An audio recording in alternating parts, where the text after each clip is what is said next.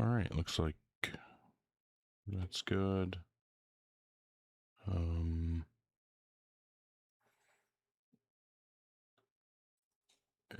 hopefully get some folks in and have some good conversations this evening, afternoon, whatever it is. Oh, 60.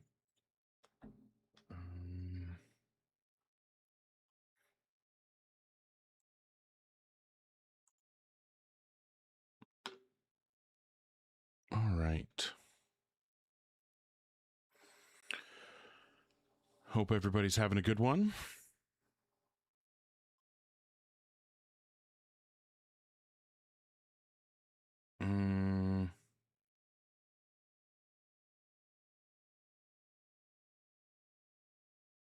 Okay.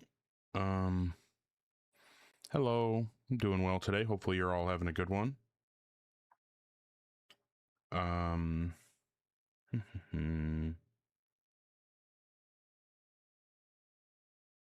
Okay.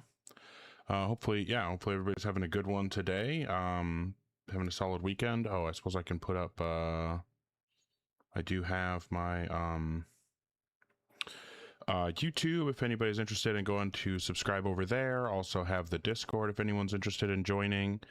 Oh, thanks for the support, Colette and Bradley Cooper. Appreciate you both immensely for that.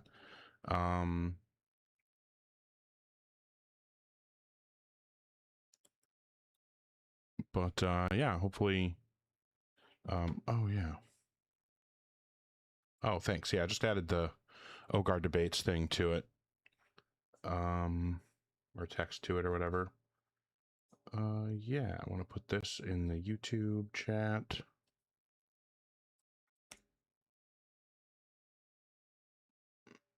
There we go. Oh, well, I hope you have a great night, Bradley Cooper. I hope you have a good one.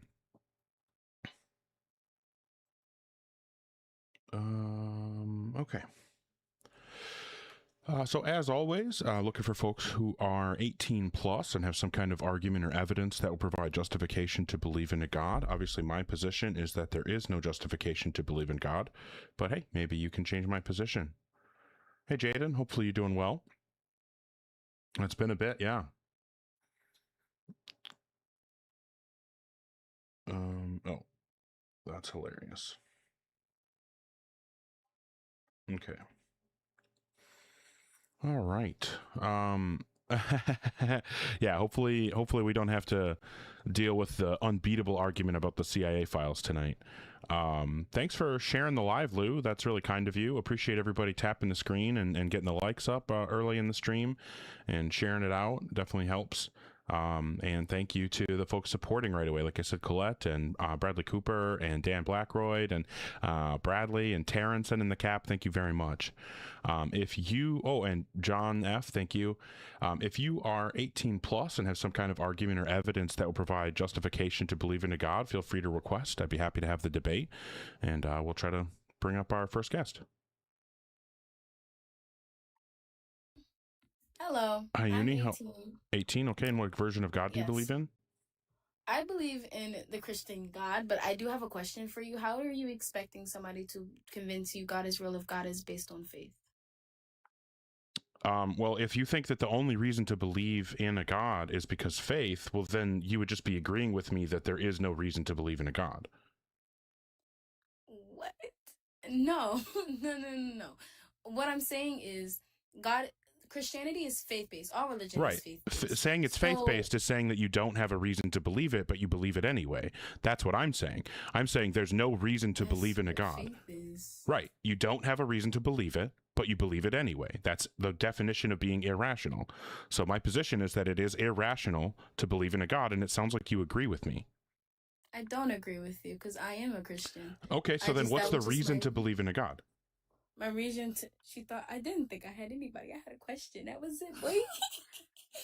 That's it. I just had a question. Okay. Well, sounds like you agree. There is no reason to believe in God. Fair enough. Thanks for the support right away. Well, I mean, I don't know, it's so hard to know, Lou. It's so hard to know. But thank you, Oppo and Broken Tree Branch. Well, welcome back, Rust Bucket. Oh, that's cool, Broken Tree Branch. Nice. Praise Eunice indeed.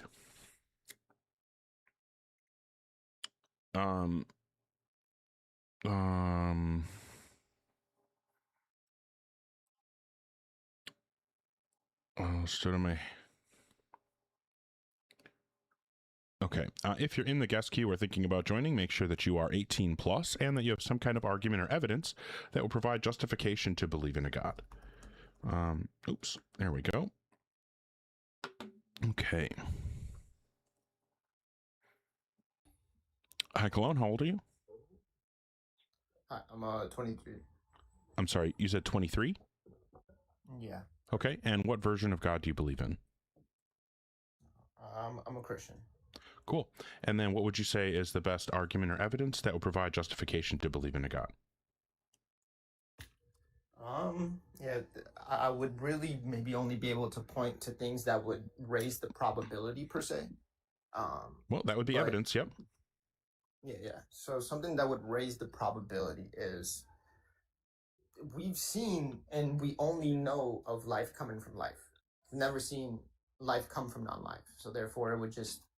Yeah, so it definitely couldn't. So then if that's the case, that life only comes from life, then it couldn't possibly come from God since God's not alive, right? Well, assuming that God is real, he would be living, correct? Yeah. No, if God is real, he's not alive. He wouldn't fit any definition of life. So obviously, if life only comes from life, then you've proven that life can't possibly come from God. No, I mean, if you don't believe it to be possible for God to be living, then that's your theology, right? Well, what's the definition of life? You want like a textbook definition? Yeah, whatever the definition of life is. Because if God is alive, then he's going to fit the definition of life. But my contention is that there is no definition of life that will include God, all other living things, and no non-living things. And since you can't come up with a definition of life that fits that criteria, then you can't say reasonably that God is alive. What you have to say is that you're using life in a different way that applies only to God, which means that when you're saying life only comes from life, you're not actually saying something that could include life coming from God. Well, textbook definition is life is something that separates the non-living from the living. Is all that it gave. No, the definition of life is going to be, something that has processes like homeostasis, metabolism, cell growth, adaptation, response to stimuli, and reproduction. So those are like 5 things that something has to have at least a few of them in order to be considered alive. So let's think about this. Does God have homeostasis? Like, does he have a body that he has to regulate the internal conditions of his body? Because my understanding is that God is immaterial. Oh, that's fine. Yes, God is immaterial. Okay, so God doesn't have homeostasis, and obviously he doesn't have metabolism because he doesn't eat food, right? Like we do? Yeah. Right, okay, so God doesn't have homeostasis or metabolism. God doesn't have a physical body, so he doesn't have cell growth. That doesn't make any sense. That wouldn't apply to God. God can't adapt to an environment because he lives immaterial, not lives, but he exists in an immaterial realm that is outside space and time. So obviously he's not adapting to his environment. And he's also not responding to stimulus, right? I'm sorry, there are more than 5. So we've got homeostasis, metabolism, cell growth, adaptation, response to stimulus. None of those apply to God. And reproduction. Now, you might want to say as a Christian that maybe you would say God has a son, so he reproduced, but you're going to want to also say that Jesus and God are one God. But if God had reproduction, there would be more gods. He would have children that are separate gods from him. So if the Son of God, Jesus, is still the same God, then that's not a second God, so there's no reproduction. So God, of the 6 things that we're talking about that would qualify something as living, God has a grand total of 0 of them. So obviously the definition of life does not apply to God, does it? Well, you forgot two criteria is the issue. You forgot mind and emotion. Something can't be non-living and have mind and emotion. No. No, you've completely fucked up because I told you need a definition of life that includes all living things, God, and no non-living things. So if you have a definition of life that requires having a mind, then obviously bacteria wouldn't count as alive, but you and I both know that bacteria are alive. So no, having a mind and emotions is not a requirement of being alive. That's not part of the definition of life. So because we've gone through all these 6 characteristics that things have to have in order to be considered alive, and we've determined that God has none of them, you and I both agree that life comes from non-life originally, right? I didn't say that. I said nothing living. Okay, so what is the definition? So what is the definition of life that includes God, all other living things, and no non-living things? Why does it have to fit that criteria? Because otherwise it's not a definition of life and you're just pretending. Because if it's a definition of life, then all living things will fall under the definition of life, right? Well, I think, okay. If you give an appropriate definition of life, it will include all living things, correct? Per se, I mean, sure. Yeah. Well, if I give you a definition of what green means, and there are a whole bunch of green things that aren't covered by my definition, I've failed to give a proper definition, right? Yeah, sure. Okay, sure. So if you try to give a definition of life, but it doesn't cover a whole bunch of things that you and I agree are alive, then obviously you haven't given an adequate definition of life.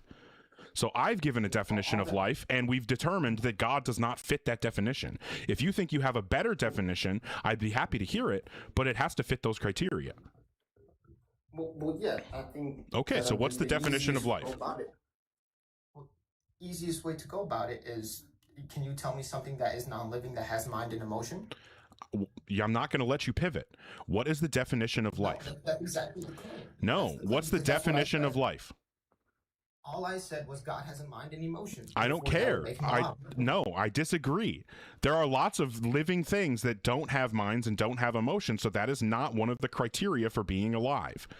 So I'm going to ask you, I'm only going to ask you one more time, Cologne. If you can't do this, then you just need to have the balls to admit that you can't do it. You said that life only comes from life and that life comes from God. If that's true, then you would be able to give a definition of life that includes God, all other living things, and no non-living things. So for the last time, what is the definition of life that you are using to call God alive? You realize you gave no evidence for abiogenesis. All right, fair enough. Well, that wasn't what we were talking about. I wasn't in a position to present evidence for abiogenesis. We weren't talking about abiogenesis. You claimed life only comes from life, and you were wrong. You don't even believe that. Thank you so much for the support, Casey. Thank you for the money gone. I appreciate that immensely. Thank you, Grandpa Books, as well for the support. And Casey, again, with the Heart Me. Parker, thank you so much. Era 404 and Bradley N, Lou, Lem, Broken Tree Branch, everybody, appreciate you very much. All right, if you're in the guest queue or thinking about joining, make sure that you're 18 plus and you have some kind of argument or evidence that will provide justification for your God belief.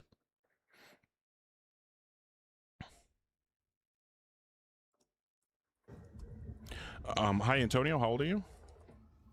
I'm 38. All right. And what version of God do you believe in? What do you mean by that? Well, like God of the Bible. Yeah, whatever you believe in. God or whatever. Okay. Well, I just wanted to. You said God isn't real, correct? Yeah. What version of God do you believe in? Why is that relevant? We're talking about God, right? Okay. So I'm going to ask one more time. If you can't answer the question, I'm just going to move on. What God do you believe in? Well, the question is, God isn't real. All right, fair enough. If you're in the guest queue or thinking about joining, make sure that you're 18 plus and you have some kind of argument or evidence that will provide justification for your God belief. If you aren't able to answer the simple question of what God you believe in, then you're clearly not prepared for this kind of conversation. All right, fair enough.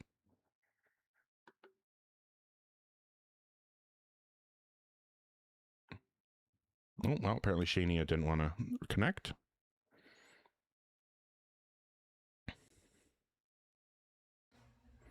Hi, Jeannie. How old are you? Hi, I am 47. All right. And what version of God do you believe in? Jesus Christ. Cool. And what would you say is the best argument or evidence that would give us a reason to believe in a God? So I was looking into this the other day, and I was asking someone if they believe in evolution or God. And I didn't get the chance to ask, so I'm going to ask you. Where is the proof of this evolution that We're not doing people are- evolution right now. I'm not a biologist. I'm not a scientist. I'm just having discussions with people about whether or not there's reason to believe in a God. So what would be the reason to believe in a God? I personally believe in God because I was spoken to before by my God. How do you know that it was actually God and you weren't mistaken? Because when I was very ill, I was alone, my family. No, I don't need to hear about the experience. What I'm Okay. asking is, what did you do to determine that you accurately interpreted the experience as coming from God? Because when I was sick, I was healed. No, I'm not. Miraculous. No, you're not. No, you're not understanding the question. I understand. I don't need to hear about the experience itself. I need to hear about the steps that you took afterward, the method that you used to determine that you were correct in interpreting it as an experience with God. Well, I just took it into my own. So you just think it's God because it felt like it was God and you didn't actually check into it? Yes, I do felt like it was God. Like, Okay, there's so when no other people have actual proof experiences it that they was feel God. like are from different gods, that would mean that your religion is false. What do we do about that?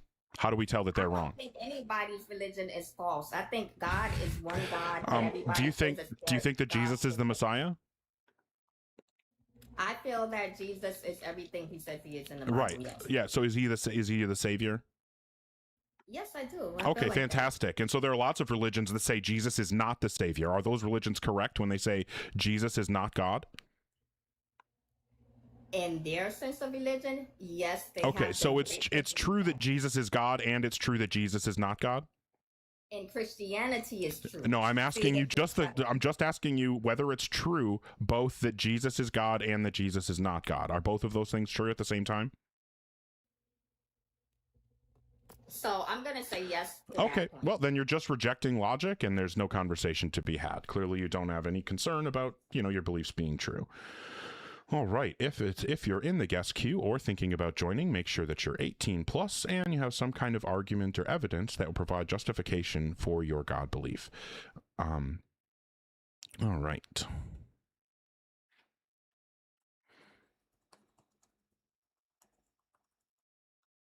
Oops, here we go. Hi, Nate. How old are you? 32. Okay, and what version of God do you believe in? Jesus Christ. Cool. What would you say is the best argument or evidence that would provide a reason to believe in a God? Well, I've been raised my whole life in church since I was a kid. That has nothing to do with what we're talking about. I'm asking what's the reason to believe in God?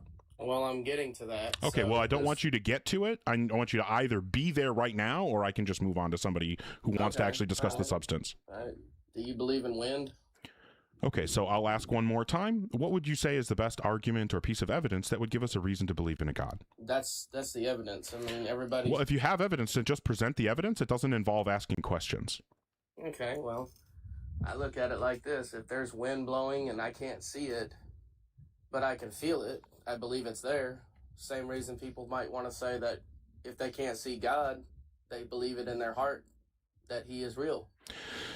Okay, and there's lots of things that we can do to test whether or not wind actually exists, and we have lots of sense data directly ourselves, and then we also have lots of information about how gases work and how molecules work and I mean what the contents of the air is, what kind of gases make up our atmosphere. Like, there are lots of things that we know and empirical information that we have that demonstrates that in fact we don't just believe in air or wind because of the feeling. We believe in it because we have lots and lots and lots and lots of evidence. So what would be one piece of evidence that says that when people think that they're experiencing something that is a god, that they're correct?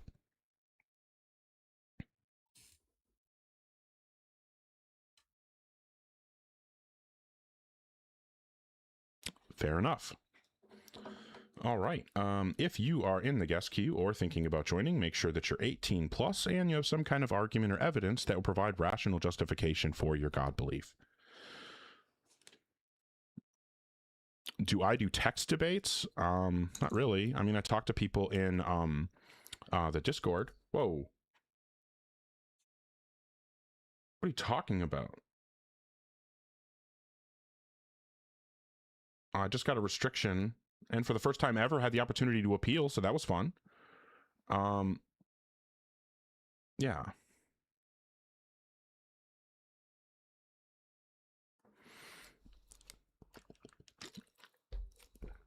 I got a restriction for not engaging or something. I did appeal.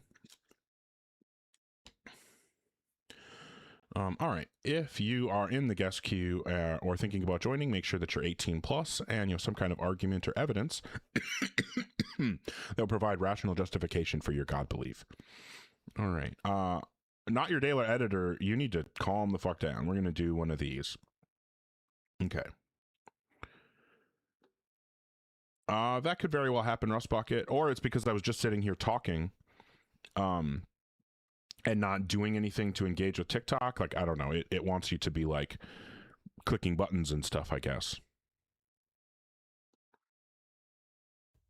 Hi, Bright Sky. How old are you? A million years old. All right. If you're in the guest queue or thinking about joining, make sure that you're 18 plus and you have some kind of argument or evidence that will provide justification to believe in a God. Yeah, CT. It wants movement and stuff.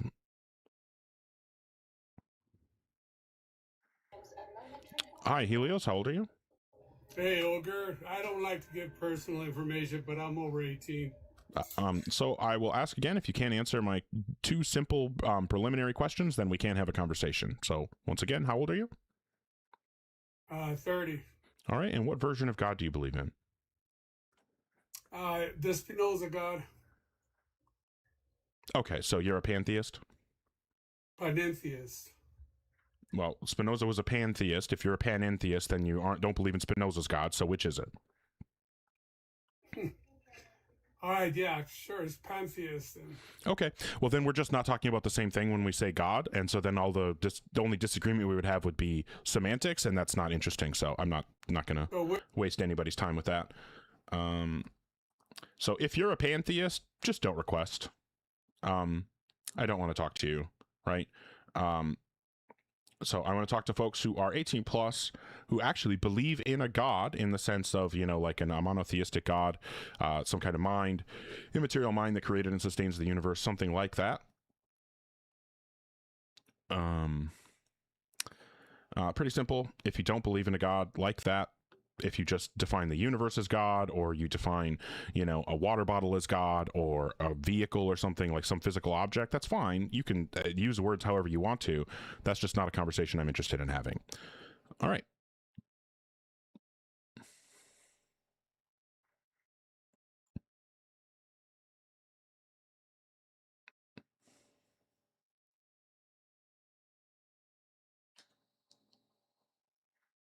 Okay, apparently they're not joining either. All right. Yeah, so currently nobody requesting. If you are an adult and you believe in a God and have some kind of argument or evidence, feel free to request. I don't know. I didn't see anything about my appeal on that restriction. I don't know if I just reset the live. TikTok is so fucking annoying sometimes.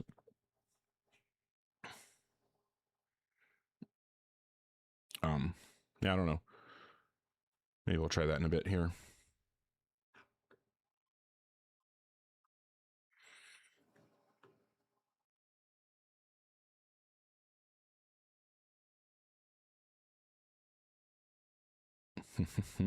Oh, if this person doesn't connect, I'm just going to reset.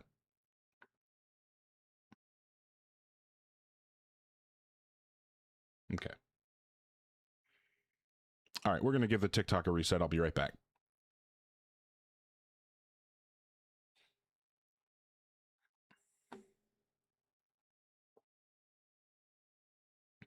Good times. TikTok always being dumb.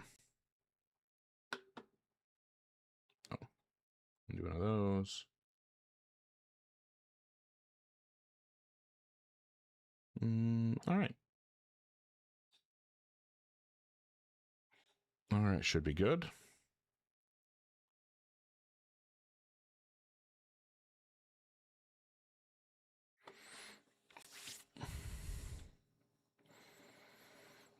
Hey, thanks, Poopman Jones. Yeah, we are back indeed, Rust Bucket. So yeah, if you guys are able to tap the screen, share, that kind of stuff, that definitely helps. Hopefully get back in the algorithm, get some folks in, and have some good conversations.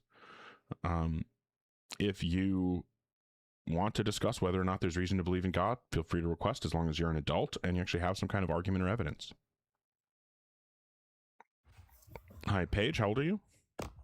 18. And what version of God do you believe in? I'm Christian. All right. And then what would you say is the best argument or evidence that will provide justification to believe in a God? I mean, it's not really like a argument, really, but I just want you to explain like how like you don't believe, like how do you believe we got here? That's what I want to understand. Well, you see, when a man loves a woman, he'll take his penis and he'll put it in her vagina, right? And then she'll get pregnant. And so that actually happened with my parents. My dad got my mom pregnant, and then 9 months later, she gave birth to me. And I feel like you probably had a similar situation where your parents did something similar. Well, that's and then, common sense. Oh, okay. Well, that's how we got here. All right. So you just... Never mind. All right. Fair enough. All right. If you are in the guest queue or thinking about joining, make sure that you're 18 plus and you have some kind of argument or evidence that will provide justification to believe in a God. No, the invite to the Discord shouldn't be.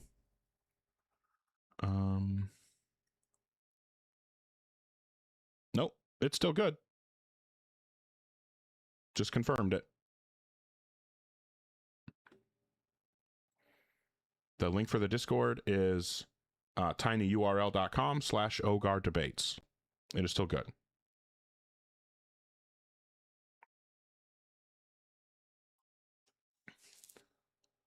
But yeah, if you're in the guest queue or thinking about requesting, make sure that you're 18 plus and that you have some kind of argument or evidence that will provide justification for your God belief.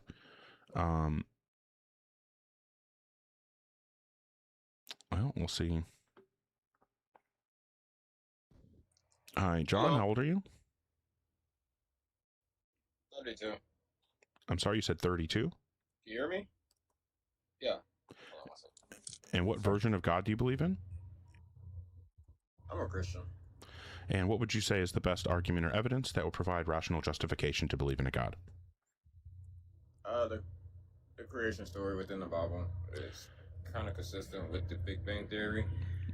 I completely disagree. Why? Well, if you're trying to say that it's consistent with science, then that would mean that you think that science tells us that plants came into existence before the sun, but that's wrong. Obviously, science says that plants came into existence long after the sun came into existence. So there's a huge disagreement. You said planet? So plants? Oh, sorry, kind of. Plants? What does it say plants came into existence before the sun in the Bible? In Genesis, in the creation story? Have you never read it? I have. Maybe I just misread it or... Yeah, well, hey, wait, you know what? We can pull it up together right now. I'm pulling up the Bible Gateway, Genesis 1. All right, and so on the first day, he created the darkness and the light. He called the light day, the darkness night, and that was the first day. And then the second day, he made the dome. So, by the way, according to this is another thing that science disagrees with. According to science, there is not a dome around, like the sky doesn't have a dome. But according to your creation story, it does. So there's another inconsistency. The fact that it says that there was night and day before the sun existed, that's an inconsistency with science. So there's the first 2 days both have inconsistencies with science. Then on the third day, God gathered the waters together to make there be dry land. He made that earth, and then that's when he created vegetation. So he created plants. It says, then God said, let the earth put forth vegetation, plants yielding seed and fruit trees of every kind on earth that bear fruit with the seed in it. And it was so. The earth brought forth vegetation, plants yielding seed of every kind and trees of every kind bearing fruit with the seed in it. And God saw that it was good, and there was evening and there was morning the third day. So on the third day, God created plants, right? And then on the fourth day, God created the sun. Let there be lights in the dome of the sky to separate the day from the night, and let them be for signs and for seasons and for days and years. Let them be lights in the dome of the sky to give light upon the earth. He made two great lights, the greater to rule the day and the lesser to rule the night. So he created the sun and the moon on the fourth day, after creating the plants on the third day. So according to your creation story, plants came into existence before the sun came into existence. That's incorrect. What version is that? Just curious. The NRSVUE, the New Revised Standard Version Updated Edition. I don't think that King James version said that. Let me check. Yes, that definitely the King James version says the same thing. I can bring up the King. Nope, I clicked the wrong one. So dumb. All right. King James version. And we will search Genesis 1. Okay, so here we go. There's the first day in the first 5 verses, and then God made the firmament on the second day, and then made the land, and then he said, let the earth bring forth grass, the herb yielding seed, the fruit tree yielding fruit after his kind, whose seed is in itself upon the earth. So that says that, yep, on the third day, God created plants and grass and all that. And then on the fourth day, he creates the sun. So, yep, it's exactly the same in the King James Version. So, again, you're just plain wrong that the Bible story lines up with reality. The Bible story is obviously incorrect. So that cannot possibly be evidence. You think that, okay, so what's the evidence that plants came into existence before the sun? There were plants in existence when the atmosphere was. What is the evidence that plants came into existence before the sun? Let me go get the exact name of the plant. But there were plants on the earth when the atmosphere didn't have any light penetrating. That's not my question. That's not my question. Your story says that plants came into existence prior to the sun coming into existence. What is the evidence that plants came into existence prior to the sun coming into existence? Before the sun penetrated the atmosphere. No, before it came into existence. It doesn't say that God parted the sky so that the sunlight could get through. It says God created the sun after creating the plants. So what is the evidence? So this is the last time I'm asking you. Yes, it is exactly what it says. Yes, it's exactly what it says. So I'm going to ask you one more time, John. If you're not able to give me a direct answer, then we all know it's because you know that you're wrong and you just don't have the balls to admit it. So for the last time, what is the evidence that plants came into existence before the sun? Would you mind rereading the sun came into existence? Would you mind rereading that part, please, if you don't mind? So on the fourth day, and God, so this is chapter Genesis 1, verse 14. And God said, let there be lights in the dome of the sky to separate the day from the night, and let them be for signs and for seasons and for days and for years. And let them be lights in the dome of the sky and to give light upon the earth. And it was so. So that's God making the lights. Then the lights are the sun and the moon. No, it's not. Yes, it is. That's him creating them. That's on the first day. The first day he created the heavens and the earth. Heavens would include all the stars, the moon. No, you just don't understand what you're talking about. In the story, heavens just means the sky above our head. When he made the sun, that was a totally different thing than him making the sky. So again, for the last time, what is the evidence that plants came into existence before the sun did? You're misinterpreting. Okay, so yeah, you're just gonna run away from the actual words in the book. Yeah, fair point, Magnum. You have to lie if you're Christian. You can't be honest. Yeah, it sounds like you're doing something wrong, Rami, because I've just checked it multiple times and it does work.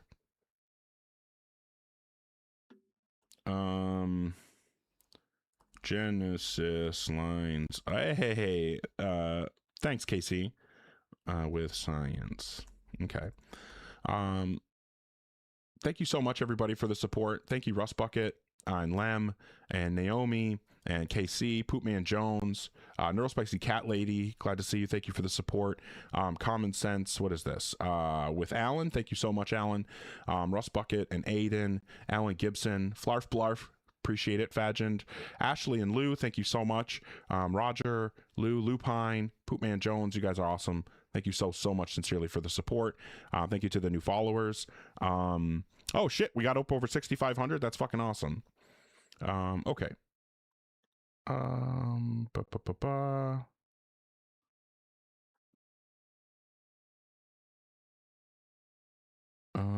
Hey, thanks, Lou. Okay, if you're in the guest queue or thinking about joining, make sure that you're an adult, that you believe in a God, and you have some kind of argument or evidence that will provide justification for your God belief. Hi, Fees, how old are you? I'm 26, bro. Okay, and what version of God do you believe in? Well, I, first of all... So just answer the question, what version of God do you believe in? Brother, Okay, so I'm asking what God you believe in, and either you're going to tell me or I'm going to move on. So, what God do you believe in? I'm trying to answer you, but No, you're not trying to answer, because if you were trying to answer, you would have just given the answer instead of crying and saying you're trying to answer. So I'm going to ask one more time. If your response is anything other than just giving the God that you believe in, then I'm just going to move on. So for the last time, what God do you believe in? You're an imbecile. I don't want to talk to you. Okay, good. Well, then what the fuck are you doing here? Why would you request up to talk to someone you don't want to talk to? Oh, good times. Thanks, Russ Bucket, for the cow napping. Also, thank you to Sir Piffington. Thank you so much. Russ Bucket just going nuts. Thank you so much again for the cow napping, and thank you to Kim Watts for the boxing gloves, Liviu Stoika, and Tina Jones. Thank you guys so much, sincerely. Jeju, appreciate it. Hopefully I said that correctly. I have no idea. Okay, all right. If you're in the guest queue or thinking about joining, please make sure that you are 18 plus and that you have some kind of argument or evidence that will provide rational justification for your God belief.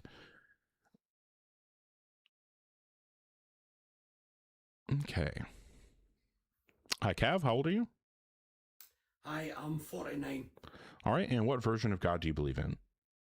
I'm actually on your page. I don't believe in any God. Oh, okay. Well, I'm just doing debates with folks who do, okay? No, thank you. I love watching what you're doing because there's so many gods out there. People believe in them, and come on. Yeah. There's no God. Let's be honest. Thank you. I appreciate the support, and I hope that you have a good one. Take care of yourself, Cav. Awesome. Once again, if you're in the guest queue or thinking about joining, make sure that you're an adult and you have some kind of argument or evidence that will provide justification to believe in a God.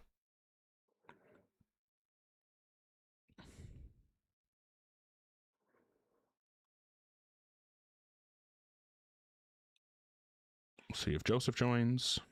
Maybe he can't connect. Hi, Joseph. How old are you? Hello. 29. And is it safe to assume you're Christian? Yes. Okay.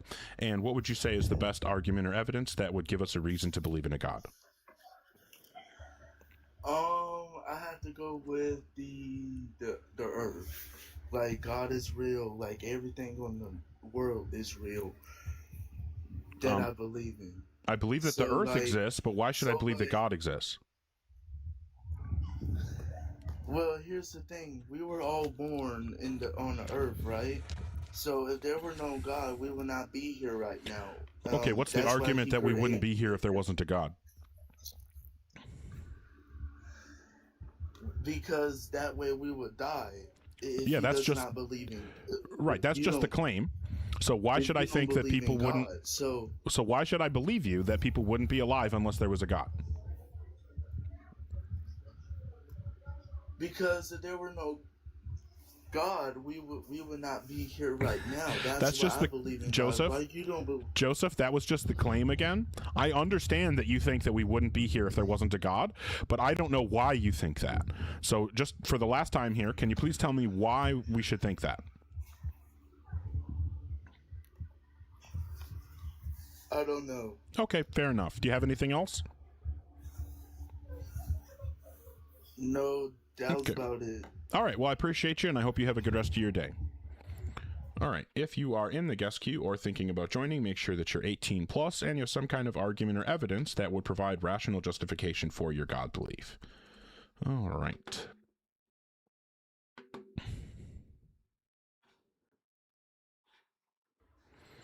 Hi, how old are you? 19. And what do I call you? Dareed. Dareed? Yeah. Okay, is it like D-A-R-E-E-D? D-A-R-E-E-D, yeah. Oh, sick. And what version of God do you believe in? The Islamic God. Oh, cool. And then what would you say is the best argument or evidence that would provide justification to believe in a God? Can I use an analogy? I would prefer like an argument or evidence. Argument, evidence, no problem. Yeah, we can use a justification as for our feelings and emotions, and that therefore we can have to seize existence of our emotions to prove that there are some sort of method, right, for our brain to function, there is something there for us to feel of emotion. I have no idea what you're saying right now. I'm not following it at all. Can you help me? For saying, you believe in love. You would love your mother or father. Just, I'm not assuming you do or not. I'm just saying in that source. If you love your mother and father, right, you would also believe in love, because love is a real thing, right? So you're going to have to believe in love since you're feeling that effect of love. Okay, I believe in love. I believe in emotions. How does that get us to God? Yeah. If you're going to go for God, right, you're going to have to go by the same way you have the effects of love, the same way of effects. I don't have any idea what you're saying, Dorit. What is the reason to think that God exists? Yeah, I'm getting there. No, I don't want you to get there. I don't have patience for that. I want you to tell me right now what the connection is. Yeah, so the effects of God, since you want me to say in one word. I didn't say one word. I'm just asking you to actually give the explanation. I don't want this long rambling nonsense that doesn't go anywhere. Brother, effect of love, the same chronicle to be effect of God's existence. I don't know what that means. Effect of love, the same chronicle, the effect of God's existence. That's not even a sentence. Yeah, existence, effects of this existence. So Earth, we have the effect of living. To read, what the fuck are you talking about, dude? Do you even know what you're talking about? Bro, you cannot be this slow. What are you even talking about, dude? If you have an effect of love, then you would have an effect of living. That's what does that mean? What do you mean an effect of love is an effect of living? What does that mean? All right. This is why I said I want to go slow with this, because you keep rushing me. That's why you're not understanding, all right? Sorry, my English is not my first language as well. Okay, so to read any more of that stuff, of the whining that I'm trying to keep you on topic, or bitching about stuff like that, and I'm just going to kick you. So just stick to the substance. All right, no problem. No problem. Don't do that either. Stop it, to read. Just explain to me what it means that when you're talking about this effective love, effective living. Like, what the fuck are you talking about? Why are you so mean? Okay, so one more of those and I'm just moving on, man. I just want the substance. Explain it. All right, Santa Claus. So if I was to have the effect All right, of if love, you're in the guest queue or thinking about joining, make sure that you're 18 plus and you have some kind of argument or evidence that will provide rational justification to believe in a God. It would help a lot if you can actually explain what you're talking about. That will make a really big difference. Okay.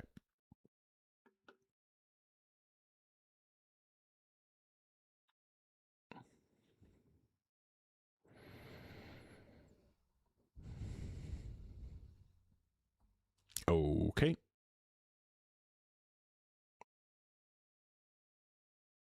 Apparently that person's not connecting. Yeah, wild Philo Dragon. It's fucking crazy.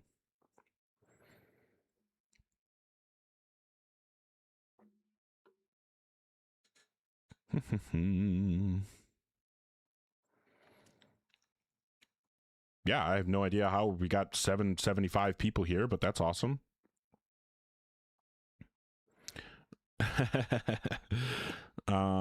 Is LARPer gonna connect? It doesn't seem like it. All right, fair enough.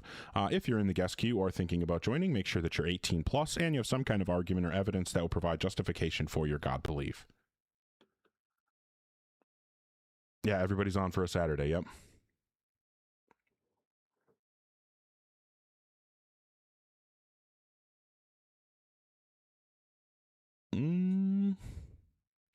It's just nobody going to connect.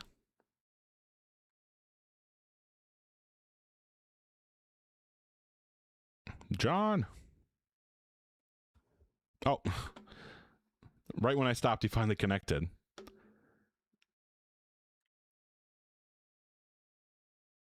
I don't know why it's taking so long for people to connect.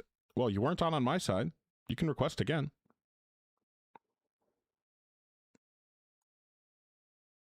No? All right.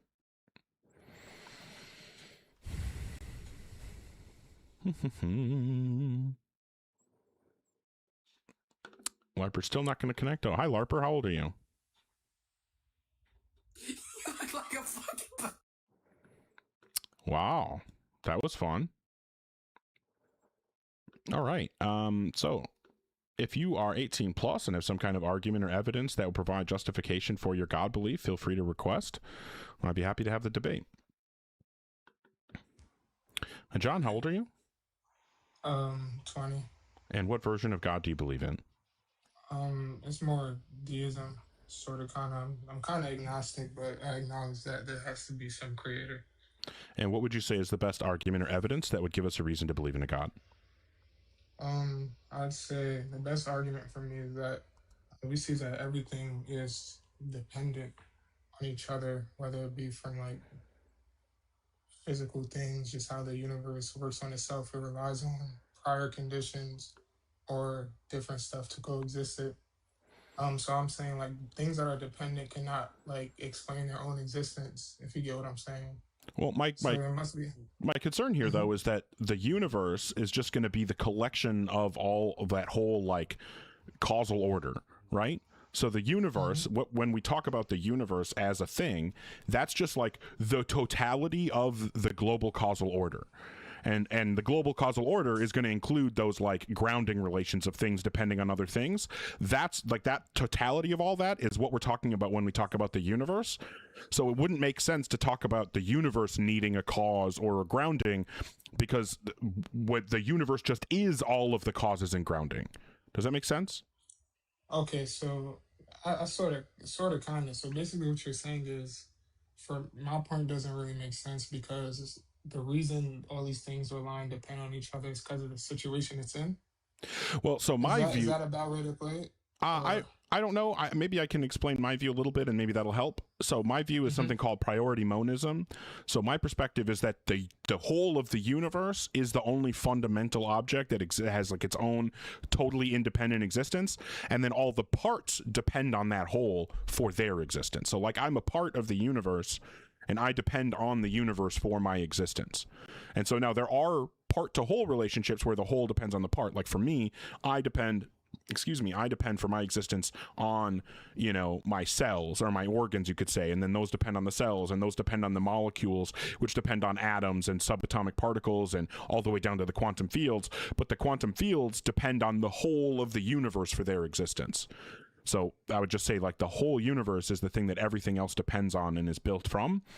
So for me, like the universe just is the totality of all those causal and grounding relations. So it wouldn't make sense to talk about that being grounded. That's an interesting way to put it. There's another way that we can look at this. There's another way we can look at this, because cause and effect, from as far as I can tell, cause and effect is a spatiotemporal relationship between two events or objects, right? So like if one event causes another event, it's because the first event has a spatiotemporal relationship or has spatial and temporal features that bring about the effect event, right? That makes sense. Like that's what cause and effect is, right? Right. Okay. And so if cause and effect is something that depends on space and time, then there can't be causes and effects outside space and time. The problem is that in order to cause the universe to come into existence, that would be causing space and time to come into existence, which means that that cause has to be outside space and time. But we just said that causes are a thing that exists inside space and time. So now we're saying that the only way that the universe could be caused would require a situation that is impossible. So the universe can't be caused, and creating something is bringing it into, causing it to come into existence. So obviously if the universe can't be caused to come into existence, it can't be created, so it can't have a creator, which means that there can't be a creator. Okay, from that perspective, that I understand exactly what you're saying. But then my only question would be, so the universe would just have to be a constant though, just point blank period.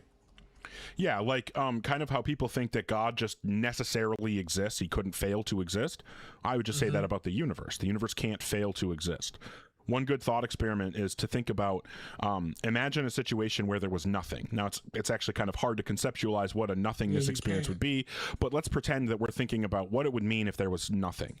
Well, in order for it to be true that there's nothing, there must be some structure that makes it true that there's nothing, as opposed to there being something. Like there has to be some structure that allows that identity to exist. So even if there's nothing, then there still has to be the structure of reality that makes it true that there's nothing, which means that even in a situation where there's nothing, there would still have to be something. So it's not possible for nothing to exist, and at bare minimum, the structure of reality has to exist. And if the structure of reality can't fail to exist, Well, that's just what we're talking about with the universe. So the universe just cannot fail to exist, as far as I can tell. From that perspective, then most people will be worshiping the universe. I mean, maybe people are. I don't I don't know. I just took it like because I still have religious people, but that's I didn't think about it like that. I gotta take some time.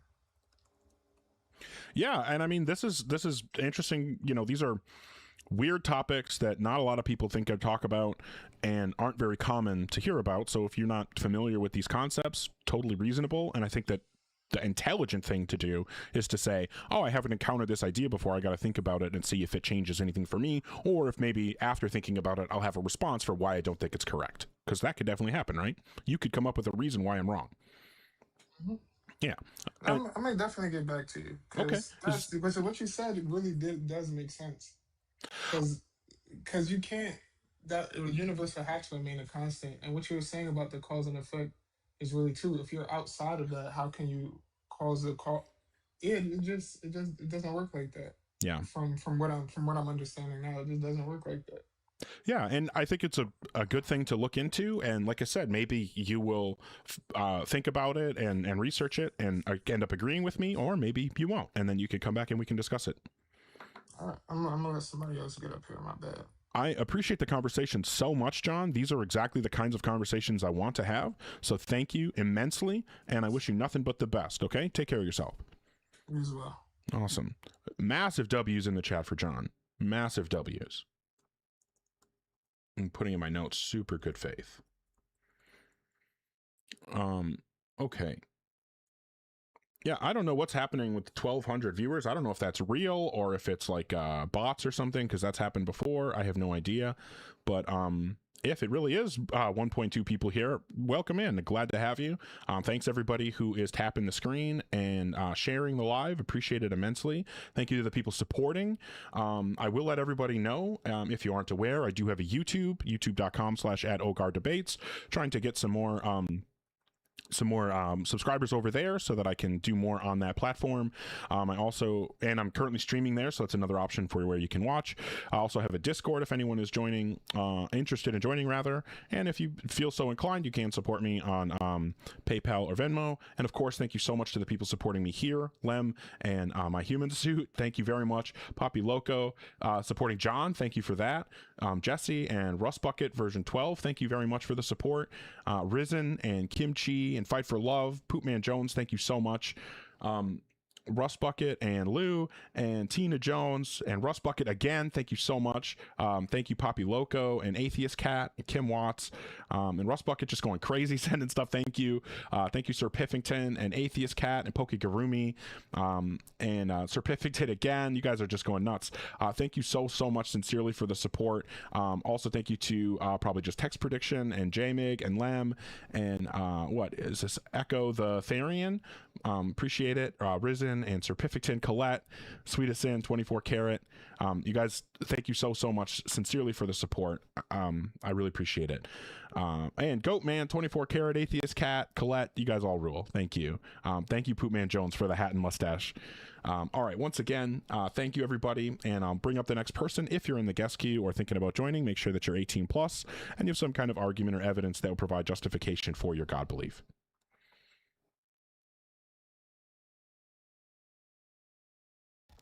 Hi Jaden, how old are you? 24. Cool. And what version of God do you believe in? The Christian worldview God.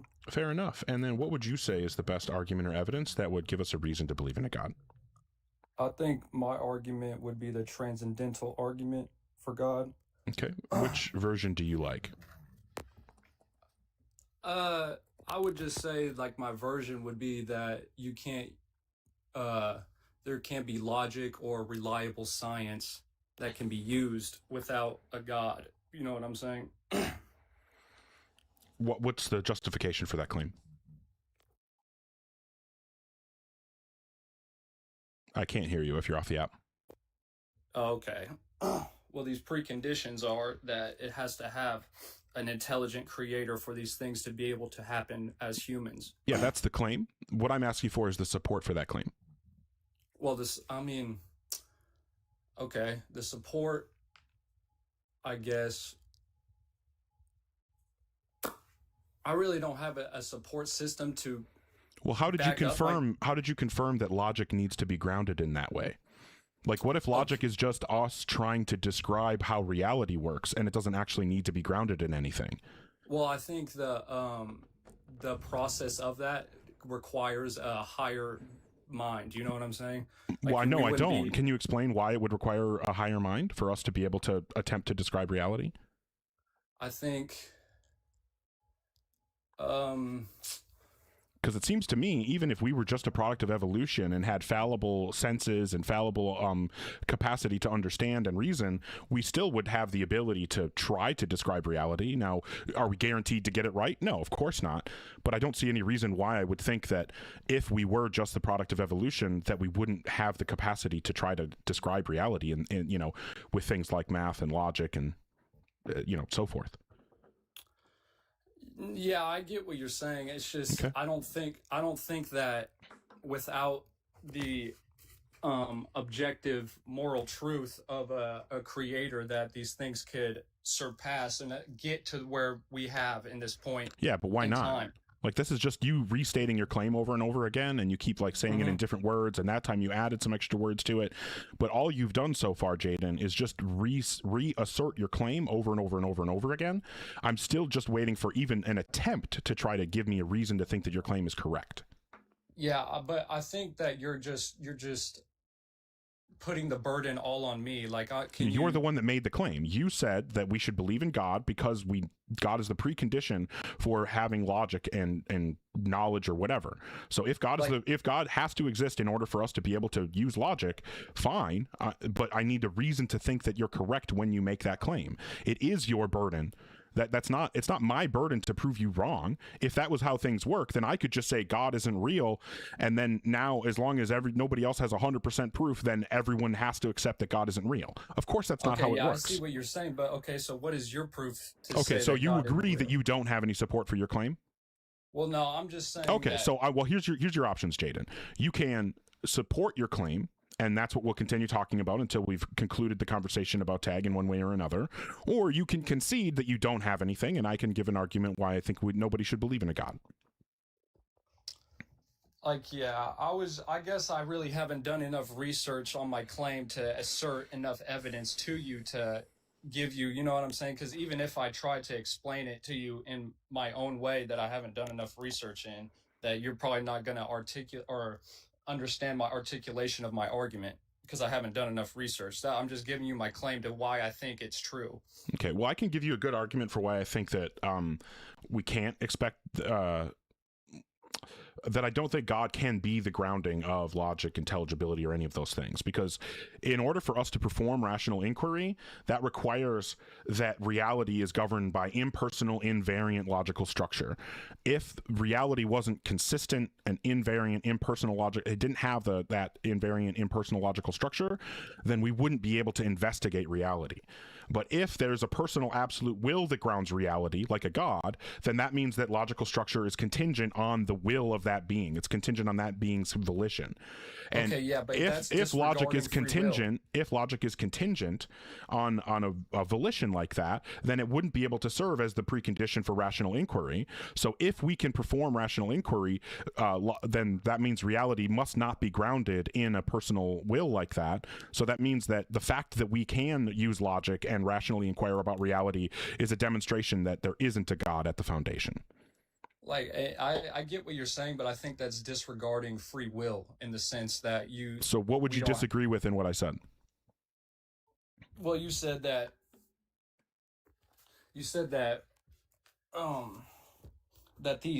that without what would you want to say? Like, can you not repeat, but I really don't know these. So premise 1, rational inquiry presupposes that reality is governed by impersonal, invariant logical structure. Premise 2, a personal absolute will that grounds reality makes logical structure contingent on volition. Premise 3, contingent logic cannot serve as a necessary precondition for rational inquiry. Therefore, conclusion, reality cannot be grounded in a personal absolute will.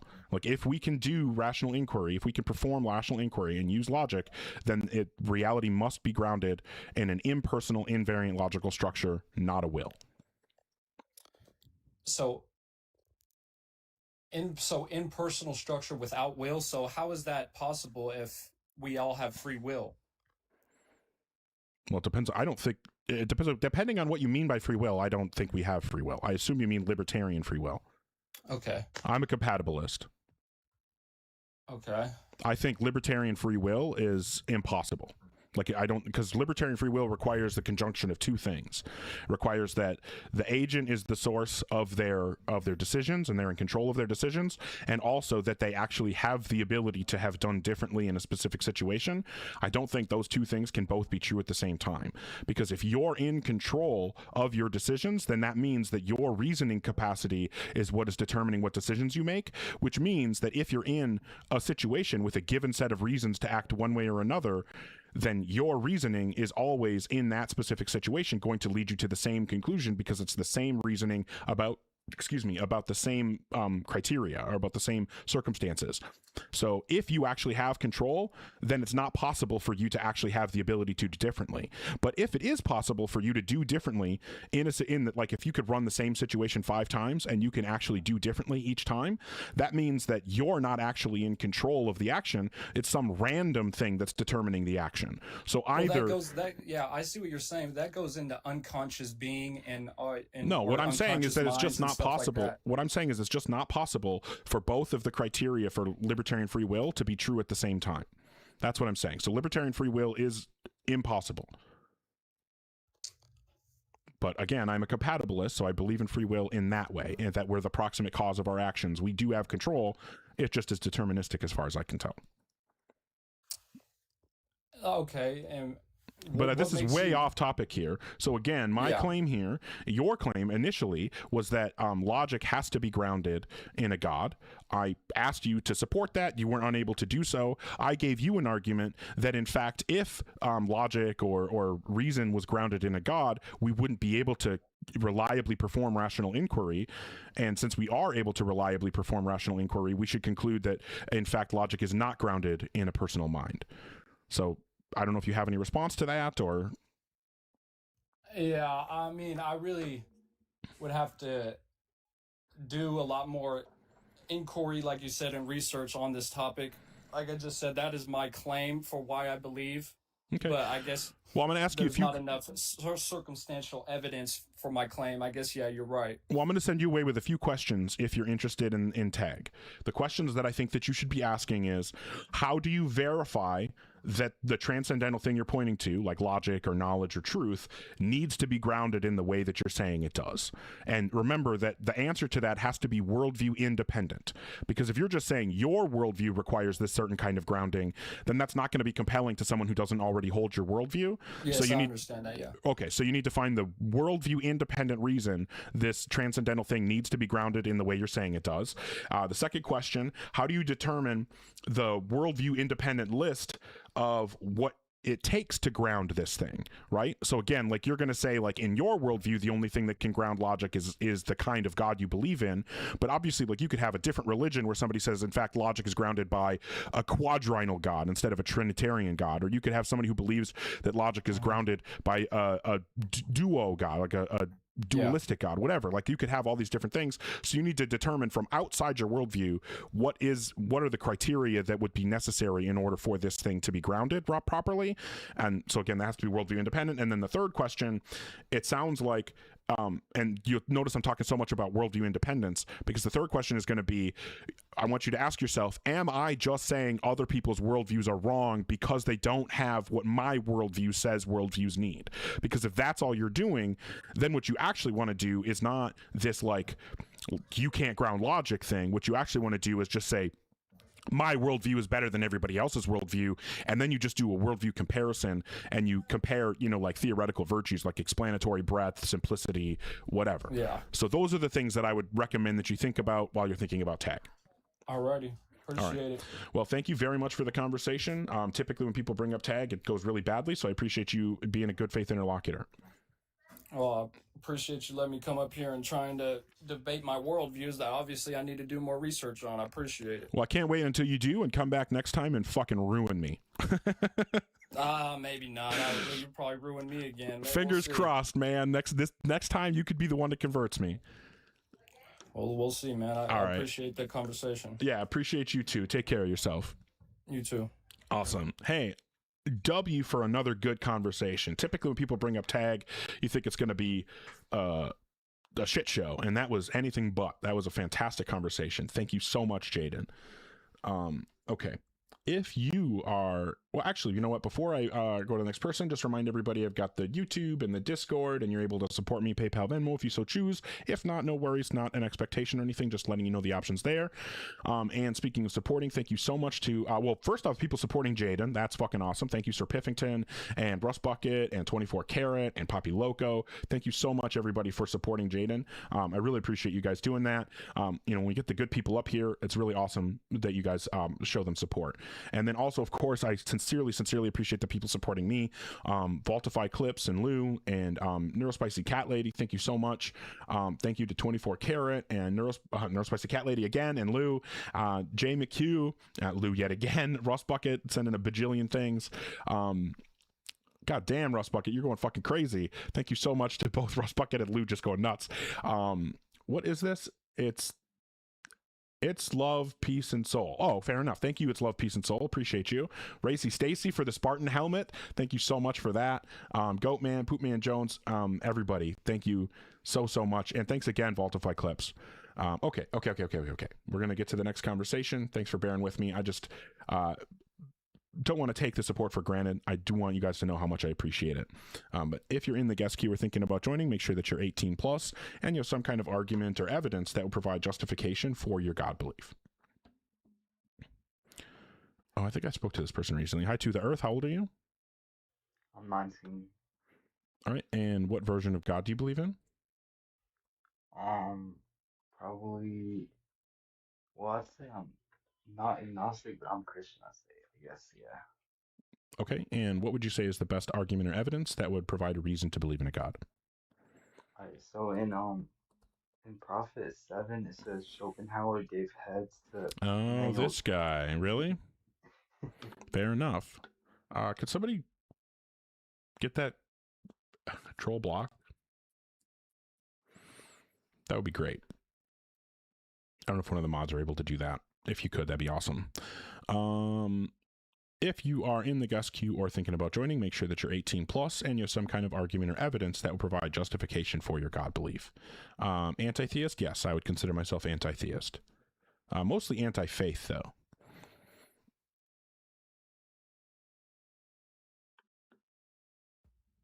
Hi, Vaultify. How old are you? I'm 18. Okay. When were you born? 2007.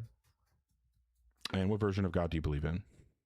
I believe in a creator God, so a necessary cause to like the universe. Okay, not one that has a name or a book or religion associated with it? No. Okay. And what would you say is the best argument or evidence that would give us a reason to believe in a God? Because I would say that everything has a cause, and there has to be something outside of the universe that caused the universe. I don't think causes outside the universe, I don't think that even makes sense. Like the universe just is the global causal order, right? Like that's what the universe is. And so if the universe is just the conjunction of all causes and effects and the grounding of all those causes and effects, then there can't be a cause and effect external to it. So then you're saying that nothing like made everything? Right. I'm not saying nothing made everything. I'm saying it wasn't made. Those are different so it's things. Always been. Depending on what you mean by always, sure. You're saying like the universe is like basically infinitely like regressed in the past then? No, not necessarily. So how did it begin then? Well, that's what I'm saying is I don't think it did begin to exist. So then, okay, so then what do you think it is then, the universe? What I just If told there's you. no start, right, so if there's no start, is it an infinite regress back? I don't know. It doesn't have to be. Okay. Could be, might not Okay. be. So then, what, okay, right, so then if you don't know, like, if there is an infinite regress back, or if there is a creator that then... No. What I'm saying is whether or not there's a first moment and whether or not there's a last moment has nothing to do with the fact that the universe is not the kind of thing that can be created. Yeah, it's not okay, so, like- possible for it to have been created. There may be a first temporal moment, but that first temporal moment wouldn't be the universe coming into existence. It's just the boundary of that dimension of space-time. Got it. Okay, so then what? So you don't think there's a beginning? Hold on, sorry about that. Right. You Even don't if think there's a beginning of the timeline, there isn't a beginning to the universe's existence. So I would separate those two things. Okay, why do you say that? Why do you believe there's no beginning to the universe's existence? Yeah, because I don't think that the universe is the kind of thing that can fail to exist. Like what I'm saying is, like let's imagine a situation where absolutely nothing exists, right? If nothing exists, then it's true that nothing exists. And if it's true that nothing exists, then that means that there's some structure that makes it true that nothing exists instead of some other state of affairs. And if there is a structure to reality, even in the situation where nothing exists, well, then that means that the structure of reality can't fail to exist. Well, then why does it exist at all? If Because it can't fail to exist, right? okay, it can't fail to exist. Yes, it's Nothing necessary. created it to exist. Mhm. It's necessary to exist. So are you proposing that like, so what do you think then the universe is in that framework? If it can't fail to exist, you know, if it never began to exist, do you think it'll end to exist? No. Okay, right. So you believe in like a closed loop almost, like it just always has been. I mean, maybe. Maybe. I'm Okay, so here, let me ask you then why does the universe exist at all if it like, again fail because to it can't exist? fail to exist. That's why it No, exists. I'm asking like why can't it fail to exist? What's the evidence to support that it Yeah, I can't just fail to- explained it. Okay, can I hear the evidence again? I'm sorry about that. Okay, so if nothing exists, then it's possible that nothing exists, right? Do you agree? Okay, fair enough. All right. Oh.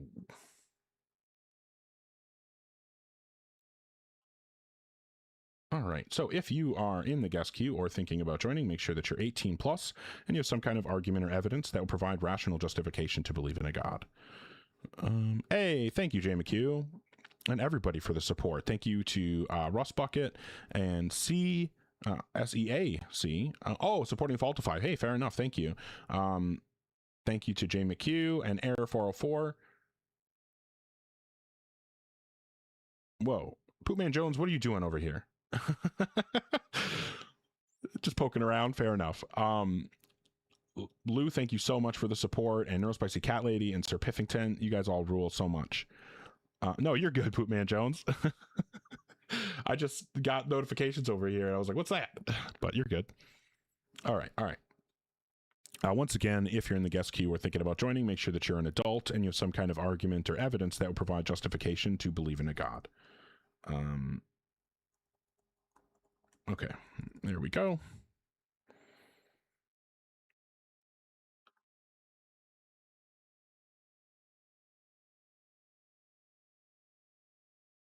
Holy crap, holy. 1.8 is insane.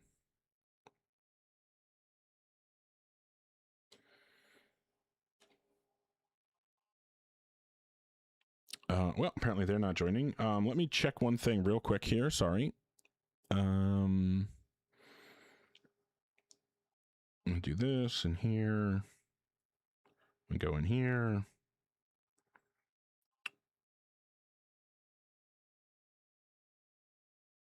Okay.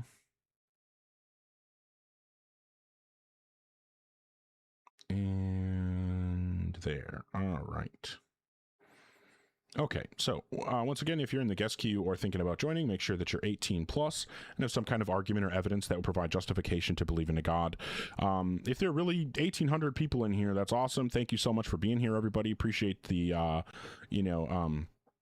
the tapping the screen and the sharing and all that stuff. Thank you for engaging, for watching, for all that. I appreciate it. We'll bring up the next person and see if we can have a good conversation.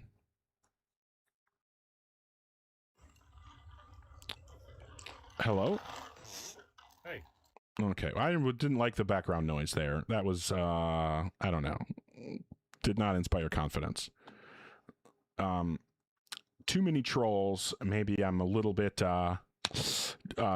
trigger happy when it comes to getting rid of people, but okay, if you're in the guest queue or thinking about joining, make sure you're an adult and you have some kind of argument or evidence that would provide justification to believe in a God. Zeno, how old are you? I'm 26. And what version of God do you believe in? I'll just hold to the existence of a God. I'm not gonna hold to a theology. When do you hear this? A theist view.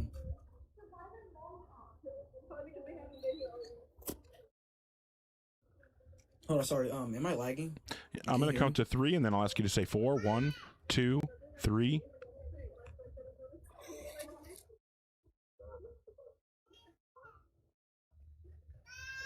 Okay, well, there must be some problem there. Okay. If you're in the guest queue or thinking about joining, make sure that you're 18 plus and you have some kind of argument or evidence that will provide justification for your God belief.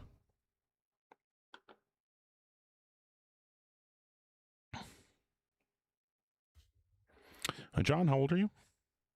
25. I'm sorry, that sounded like a child to me. Again, maybe I'm a little bit trigger happy on getting rid of people, but don't really want to play games. Did that not sound like a child?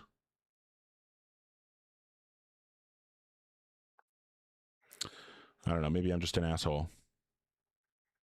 All right, if you're in the guest queue or thinking about joining, make sure that you're 18 plus and have some kind of argument or evidence that will provide justification for your God belief.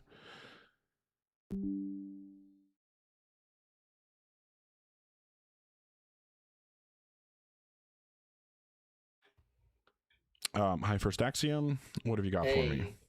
Best for last, or you don't want to talk to me? No, thanks for having me again. Appreciate it. Yeah, I will say I'm not going to talk to you every day. Yeah, of course. No, I just came back because I tried to at least make it a bit more coherent. I know you said you heard my, I don't know how much you heard when I talked to Ian, and but I'm going to make it as concise as I can, and hopefully we can get somewhere. So I appreciate it again. So again, to me, it's like God is the highest level of consciousness that is metaphysically possible. So I'm going to go from there and try to give you an argument why I'm justified in believing this until, you give me a good justification not to, then I'll not believe it anymore. Well, what I would be looking for isn't like justification for your definition or using that definition. I'd be looking for justification that such a thing exists. Right. Yeah. Okay, maybe that's what you meant. Yeah, that's what I meant. Okay. All right. Well, then I apologize for cutting you off. Go ahead. No worries. So again, so with that, starting with that, so jumping right in, I guess, do you accept the premise that there is different levels of consciousness, or do we have to go through that quickly?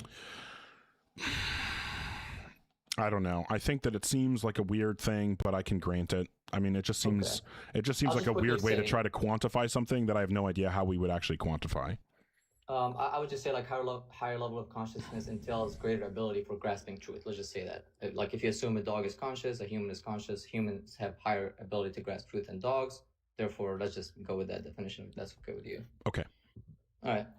So, if God does not exist, then it's epistemically possible that human consciousness is the highest level of consciousness that exists. I think we talked about that last time. Then this is the part that, you told me was icky, so I'm going to try to provide some philosophical justification for it. I said, it seems intuitively absurd to me that human consciousness is the highest possible level of consciousness that exists. Whoa. Sorry.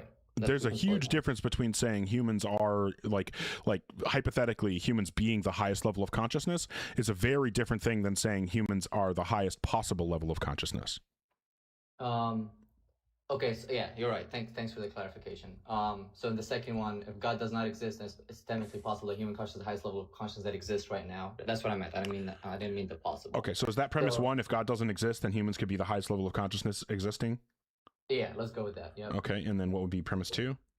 So it seems intuitively absurd to me. Well, okay, so we're not going to put intuition into the premise. So No, but Nope. I can jump to the next step to show you that I can justify. no, we're that. not. We're not putting intuition into any of the premises.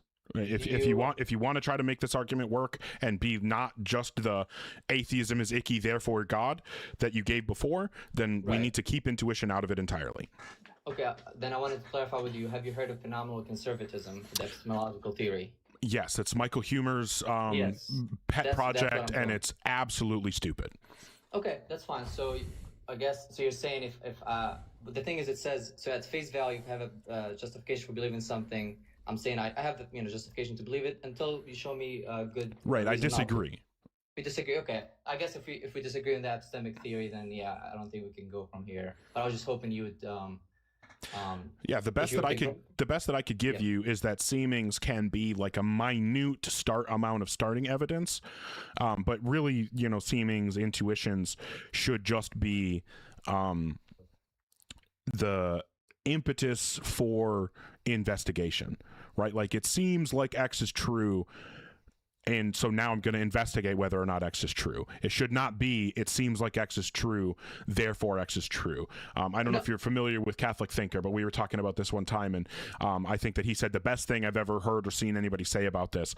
Essentially, phenomenal conservatism is my intuitions are right unless absent any specific defeater, and a defeater is just anything that gets me out of intuitions I don't want to hold to.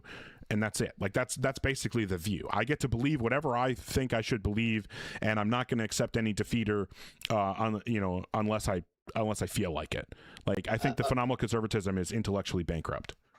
Okay, I suppose that's why I came here for you. Basically, like if we had that conversation, you can give me the justification why I shouldn't believe that. That's like I'm not trying to just hold this view because I want to hold it. Actually, if I'm somebody tells me it's stupid, then okay, I'll just stop believing it. Right? Yeah. So I think that it's fine to like look for like foundational beliefs. I just don't think that like seemings are enough to justify foundational beliefs, because that's like the reason for the existence of phenomenal conservatism is to say it's basically a response to Agrippa's trilemma, right? Either knowledge bottoms out in dogma, it's circular, or there's an infinite regress of justification, right? Like that's Agrippa's trilemma. And what Humer's trying to say is that we can bottom out in something, but it doesn't have to be dogma. It can be this like seemings thing, and then as long as I tell myself that I'm open to defeaters, then it's okay for me to just believe things based on my seemings. But I disagree with that. I think foundationalism is fine, but I think that the way that we do it is we maybe take that tiny little like 0.001% of evidence we get from the seeming, like let's say like sensory reliability, like that has to be like a foundational belief in my opinion. But the way that we justify that, in my opinion, isn't just through it seeming like our senses are reliable. We take the tiny little evidence that we get from it seeming like it is reliable, and we add that to the fact that global skepticism, like sensory reliability skepticism, is self-defeating. And then we say, okay, those things combined together gives us justification that in general our senses are probably reliable. And the same thing with the existence of the external world. Like we have a tiny little bit of evidence from our seemings that the external world exists that gets us started, and then we say, okay, actually external world skepticism is also self-defeating, and so those things together we can say, all right, now we have some reason to feel justified in thinking that the external world exists. But that's not, I think that those are the kinds of things that we should be doing. And it's obviously not all of those positions, not every foundational position is going to like be backed up by like the contrary self-defeating, but like having maybe that little bit of evidence from the seeming, but then also being able to add reasoning and evidence and arguments that support holding to what seems to be true. That's when you get to justification. I don't think the seemings itself provides justification. Okay. So I guess from my perspective, again, I'm generally agnostic, but leaning more towards this view just because it seems that way, and it's the beginning for me. Like it's not like I'm saying, oh, I definitely believe this, like I believe so strongly. It's just the beginning, and I'm trying to explore it. So I guess what would be the next steps for me if I were to say, okay, yep, this, like I can't explain why it seems absurd to me, And I was hoping somebody can explain to me why it shouldn't seem absurd to me. That's really what I was trying to get out of the conversation. If that's not something you're interested in, then that's fine. I don't want to waste your time. Yeah, I don't know that I have the ability to do that, but my recommendation to you would be to stop caring about how it seems beyond just using the seeming as like a Kickstarter to investigation. You can say, oh, this seems absurd to me. It just on its face, prima facie, seems absurd. Cool. So now I'm going to investigate it. And in my investigations, I have found no justification for the position that that this would be absurd. Therefore, I'm not justified in holding to what seems to be the case. That would be my approach personally. But again, like it would. That's fair enough. I think, yeah, your approach is different than phenomenal conservatism. That one says I'm justified in doing it. You're saying, nope, this is just the investigation phase. You need to actually find some other justification. Okay, Yeah. that's fair. And I like, look, Humer's an intelligent guy. I just think that he's flat out wrong on a lot of stuff. And I've read a couple of his books. I think I'm assuming you think ethical intuitionism, because we talked about intuition before, is also bad moral realist theory. Get that shit the fuck out of here. I'm sorry, I cannot stand intuitionism as a moral theory. As a realist, as a moral realist, it's embarrassing to me to hear what realist positions some people defend.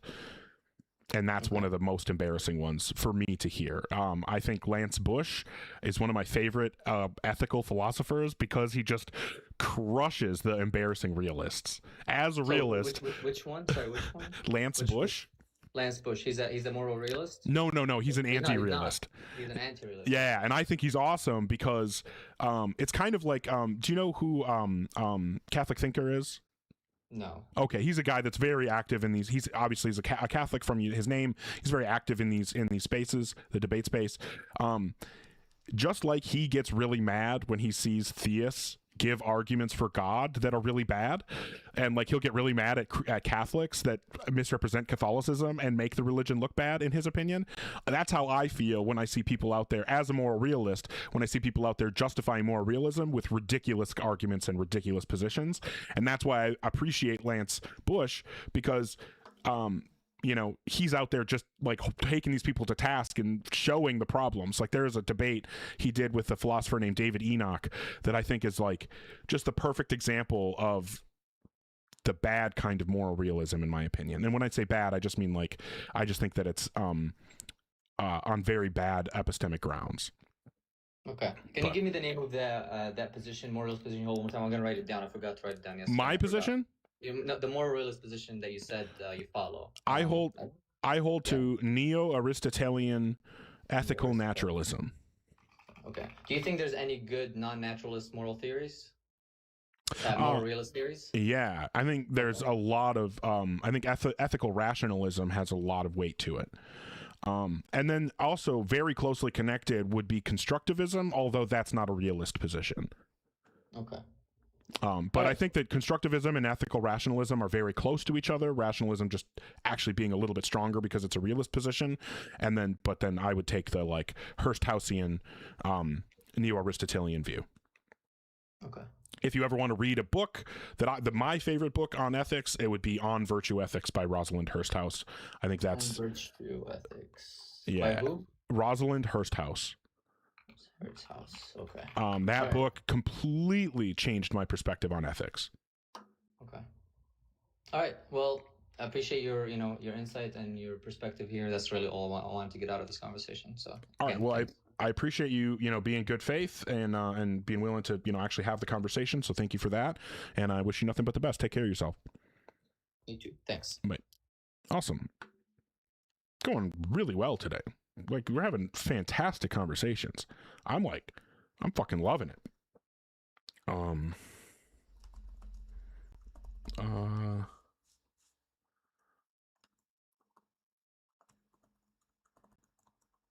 Okay. If you, you know what, quickly, thank you everybody for the support. I'll just point it out again. I have the YouTube, the Discord, my PayPal, Venmo are there in case anybody's interested. But thank you so much to the people supporting here. Queen Laquifa, Poppy Loco, Lou, Just King, Lou again, and Poppy Loco again, Paul, a solipsist. Thank you so much for that support. Thank you to I Got Peas. Appreciate you. Mickey and Rust Bucket and Jay McHugh. Rust Bucket again, and yeah, thank you so much, everybody. You guys rule.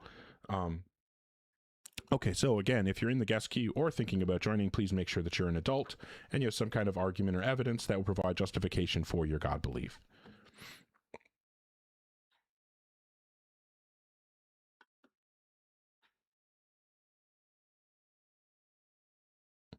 I don't have a really strong, informed take on Aquinas.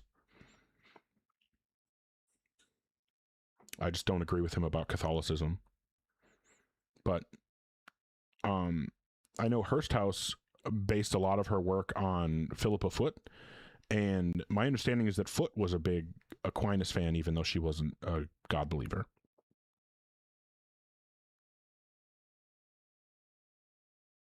Okay. All right. Aquinas just tried to, like, it seems like, and maybe, and I could be wrong again, I'm not super informed, but it seems like Aquinas was just trying to take, well, not just, but like Aquinas's project seems to have been adapting Catholic, hey Sober, Aquinas's project seems to have been adapting Catholic theology to fit into an Aristotelian framework. And considering that Foot and Hursthouse and Anscombe are very, like, Aristotelian in their views, it makes sense that they would have liked, you know, kind of the philosophical descendants of Aristotle. Okay, maybe Zeno will be able to have the conversation this time. Hi, Zeno, you said you're 26. What God do you believe in? Yeah. I said I'll argue just for the existence of a God. Okay, but do you believe in, like, the Christian God or Muslim God or Jewish God or some other God? I'm just looking towards a existence of a God, just not towards, like, you know, a religion or anything. Okay, so I understand that's what you're going to be arguing for. I'm just asking you to just at least tell me what you believe, even if we're not arguing directly to the religion that you believe in. Okay, so do you want me to define the qualities or what I define God to be? Okay, do you hold to a religion? No, sir. Okay. Not for this debate. No, I'm not asking just for the debate. I'm asking, like, you to just give me an honest answer. What religion do you hold to? Well, I'm a Christian. I argue just for the existence of a God. Fantastic. That's what I was asking for. So what's the best argument or evidence that would provide justification to believe in a God? Okay, I got you. First, I just want to make it clear, because I know sometimes atheists get confused. I'm just going to clarify what I define God to be, if that's cool. Okay. Okay, so that way it's easier, so we know where the premises draw towards conclusion. Yeah, get to it, man. I define God to be a immutable being responsible for the creation of the universe. Okay, and what would you say is the argument or evidence that would give us reason to believe in such a being? Okay, sure. So the argument would just go like, if space-time is contingent, then there exists a immutable external explanation. Then there exists what? And then a immutable external explanation. And what do you mean by external?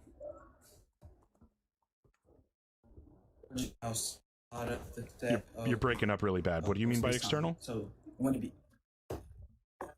it's going to be something that exists outside of the set of space-time. So it wouldn't be fall under space-time. Okay, so if space-time is contingent, then there exists an immutable explanation that is external to space-time. Yes. Okay, I'm just going to update so that that is external to space-time. Okay. Premise 2. Premise 2 is affirmation. So space-time is contingent, and then the conclusion is therefore there's an existence of a immutable external explanation responsible for the existence of space and time. So just a modus ponens argument. Sure. So what's the justification for P2? Okay, sure. We can go about space-time being contingent because I think we can kind of agree, I think it's common sense, that there exists two modal classes, right? Which is going to be modal necessity and modal contingency. Do you agree? I understand what necessity and contingency are. I'm asking for the justification for the position that the universe is contingent. Yeah, that's fine. I'm just wanting you to agree on these are the modal classes. But sure, if time being necessary, is a You're breaking up and again. it's just I can't understand what you're saying because you're breaking up. Sorry. I think it might be, What? but if Hello? under these two motor classes, Yeah, I can't Yes. understand what you're saying because you're breaking up so much.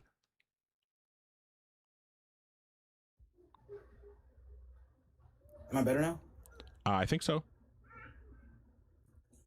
Okay, so if there exists two things under the modal classes which are going to be necessary and then contingent, if it is the case that if space-time was necessary, there leads to a contradiction, then we just have to What's the come to this contradiction? conclusion that time is going to be contingent. Yeah, I got you. Let me put my phone on the charger. Let me see if this works, because none of these hours work.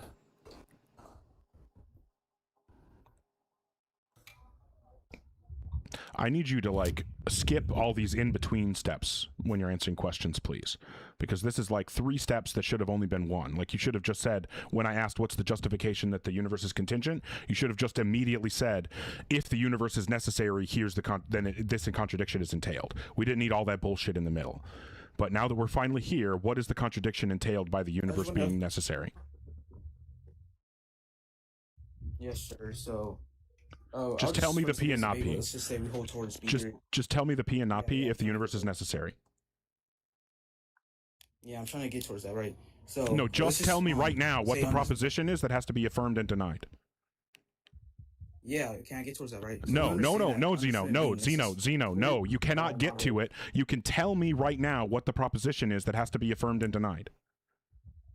Well, to get to the proposition. I'll No, have just to get tell to me the right, so- proposition. Just tell me the proposition. Yeah, so I have to get towards it. No, in I'm order not. to tell No, you it. So can we're I not explain? getting to it. You need to be there right now. So either the next thing you say is the proposition that has to be affirmed and denied if the universe is necessary, or it's if you say anything other than that proposition, I'm just taking it as a concession that you don't actually have an argument. You just want to gibberate. So tell me the proposition or concede. Okay, I'm going to give you the argument, right? So just calm down. No, Don't get mad. again, So either essentially- the next words out of your mouth are that proposition or you're conceding. Well, I can't do that if I'm getting cut off, right? There you So go. Thanks for the concession, bro. Yeah, guess GPT. Well, I'm going to get there. Yeah, that just tells me that you don't have it, and I'm not going to sit here for 20 minutes while you pretend that you're getting there. I'm not going to play that game.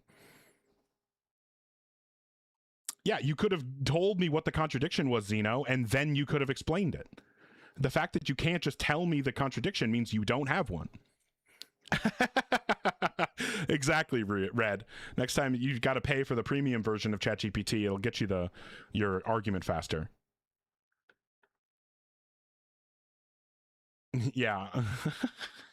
You know, Zeno, I wouldn't have cut you off if you would have just said what the contradiction was, right? If you're in the guest queue or thinking about joining, make sure that you're 18 plus and have some kind of argument or evidence that will provide justification for your God belief. Philbro, whose chat GPT wasn't fast enough. All right, if you are in the guest queue or thinking about joining, make sure that you are 18 plus and have some kind of argument or evidence for God. Thank you very much for the support, DJ Randy, Infectious Bites, Decon Blue, Poopman Jones, Sober. Appreciate you all. Thank you. Thank you to Dipster and Mulk and Queen Laquifa, Poppy Loco, Just King, Lou and Lou.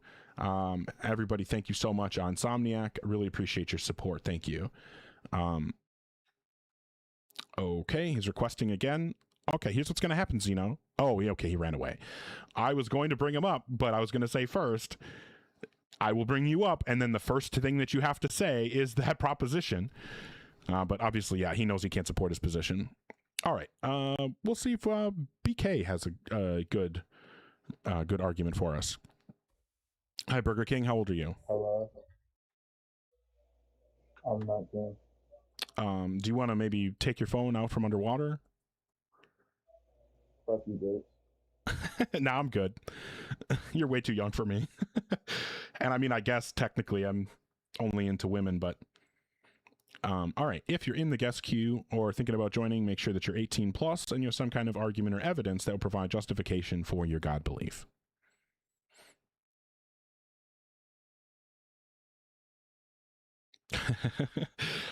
All right. Dr. Kirkerbing. Hi, Leah. How old are you? I'm 18. Okay, and what version of God do you believe in? Here's the thing. I don't know if you want to talk to me, and if you don't, that's okay. I would consider myself to be agnostic and an anti-theist, but you say that God isn't real, and I'm curious if you could convince me that God for sure isn't real, because I'm unsure. Okay, well, as far as I can tell, it's not possible for God to exist, because if a God exists, he's the creator of the universe, right? Yep. Okay, so if God, nope, that's not the argument I want. Here, I'm just going to put an argument up on the screen, but I got to find the right one. Oh, here we go. Okay, so, oh, shit, I'm sorry. I'm so disorganized right now. That's okay. And then we'll go, you said, okay. So we'll go ahead and put the notepad up on the screen here. And there's the argument. So premise one, all causes are inside space and time. I don't know what cause would be without space and time. As far as I can tell, causes necessarily are inside space and time. Premise two, if God exists, then God caused the universe to come into existence. But premise three, if God caused the universe to come into existence, then he caused space and time to come into existence. But if God caused space and time to come into existence, that means he's outside space and time. But since we already established that causes are inside space and time, and God's outside space and time, that means that God didn't cause the universe to come into existence. But we said before, if he exists, he did cause the universe to come into existence. So by the power of modus tollens, God does not exist. Yeah, that's a very good argument. There are a lot of contradictions there. I definitely, I don't know. Yeah, I'll think about that. Thank you. I just wanted to hear your opinions. Yeah, I think that that's one of the stronger arguments. There's a ton of them though. There's a debater on TikTok, goes by allegedly Ian, that has lots and lots of really good arguments. I'd say like half of mine I've just ripped off from them. So yeah, fair enough. I mean, it works. All right. Well, I appreciate the so much. conversation, and I hope you have a good one. You too. Take care. Bye-bye. If you're in the guest queue or thinking about joining, make sure that you're 18 plus and have some kind of argument or evidence that will provide justification to believe in a God. I did not rip that one off from Ian. Just to be clear, that is not an Ian argument. I don't remember where I got that one. Maybe, I think actually I wrote that one based on something I heard Monkey Boy say one time. That sounds about right. But yeah, if you're in the guest queue thinking about joining, make sure you're an adult and have some kind of argument or evidence that would provide justification for your God belief. Oh. Well, yeah, I mean, it's not like Ian's arguments are like completely original to them either, right? I mean, none of them are. I mean, I have original arguments, but they're like based on other arguments I heard from other people, you know? So even original arguments aren't original. Hi, Chance, how old are you? Hello, I'm fine. Yeah, and how old are you? 36. Okay, and what version of God do you believe in? I believe I am the real one and no one is believing in it. Well, I love when you try to explain people that I'm not alive. All of them already don't believe. All right, in me. if you're in the guest queue or thinking about joining, make sure that you're 18 plus and have some kind of argument or evidence that will provide justification for your God belief.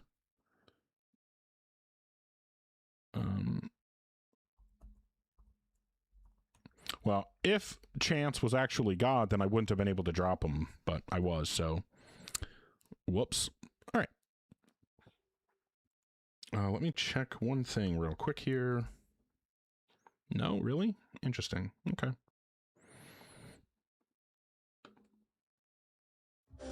Hi, Hi, Javon. How old are you? I'm 18. And what version of God do you believe in? Sorry, I don't disagree. I just had a question about the atheist is icky guy. Okay. That keeps popping up. When he was about to leave, he asked you for your, I think, your moral backing, and you said neo something. Can you please repeat that? Neo-Aristotelian ethical naturalism. Okay, thank you. I'll write it down here real quick. Oh, I want to be here. So it's neo-Aristotelian ethical naturalism. Specifically, my favorite book on this is the book called I can't spell, Virtue Ethics by Rosalind Hursthouse. I think she's the GOAT. There's also good books from like Philippa Foot and a few others. But that would be my personal favorite book. And obviously it's a realist position that ends up in virtue ethics. But yeah, that's my position. All right, thank you. All right, thank you, and have a good one. You too. Awesome. If you're in the guest queue or thinking about joining, make sure that you're 18 plus and have some kind of argument or evidence that will provide justification for your God belief. You're 100% correct, Vitruvian. That is a long ism. It's just like... Oh, Red wrote it out. Thank you, Red. Yeah, if I just say ethical naturalism, then that would sound like I'm committed to a bunch of stuff that I don't actually believe in, because typical ethical naturalism is thinking that like good and bad are these like Platonic properties that exist in the world, and I'm not a Platonist. Which philosopher is more influential to you? I don't know what you mean exactly, Daniel. But yeah, if you're in the guest queue or thinking about joining, make sure you're an adult and have some kind of argument or evidence for God.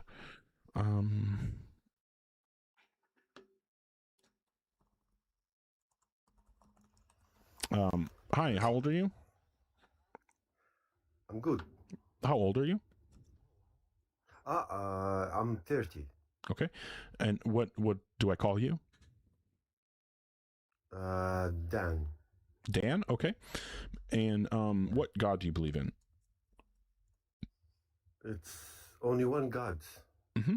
I believe the God. It's only one God. Yeah, which one?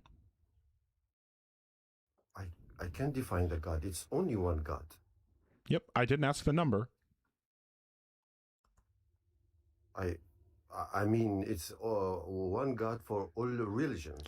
For Christian, well, obviously not, right? Because the Christians believe in a God that sent his son down to die for everyone's sins. The Jews don't believe in that at all. They believe in a God that, you know, has a physical body and sits on a throne.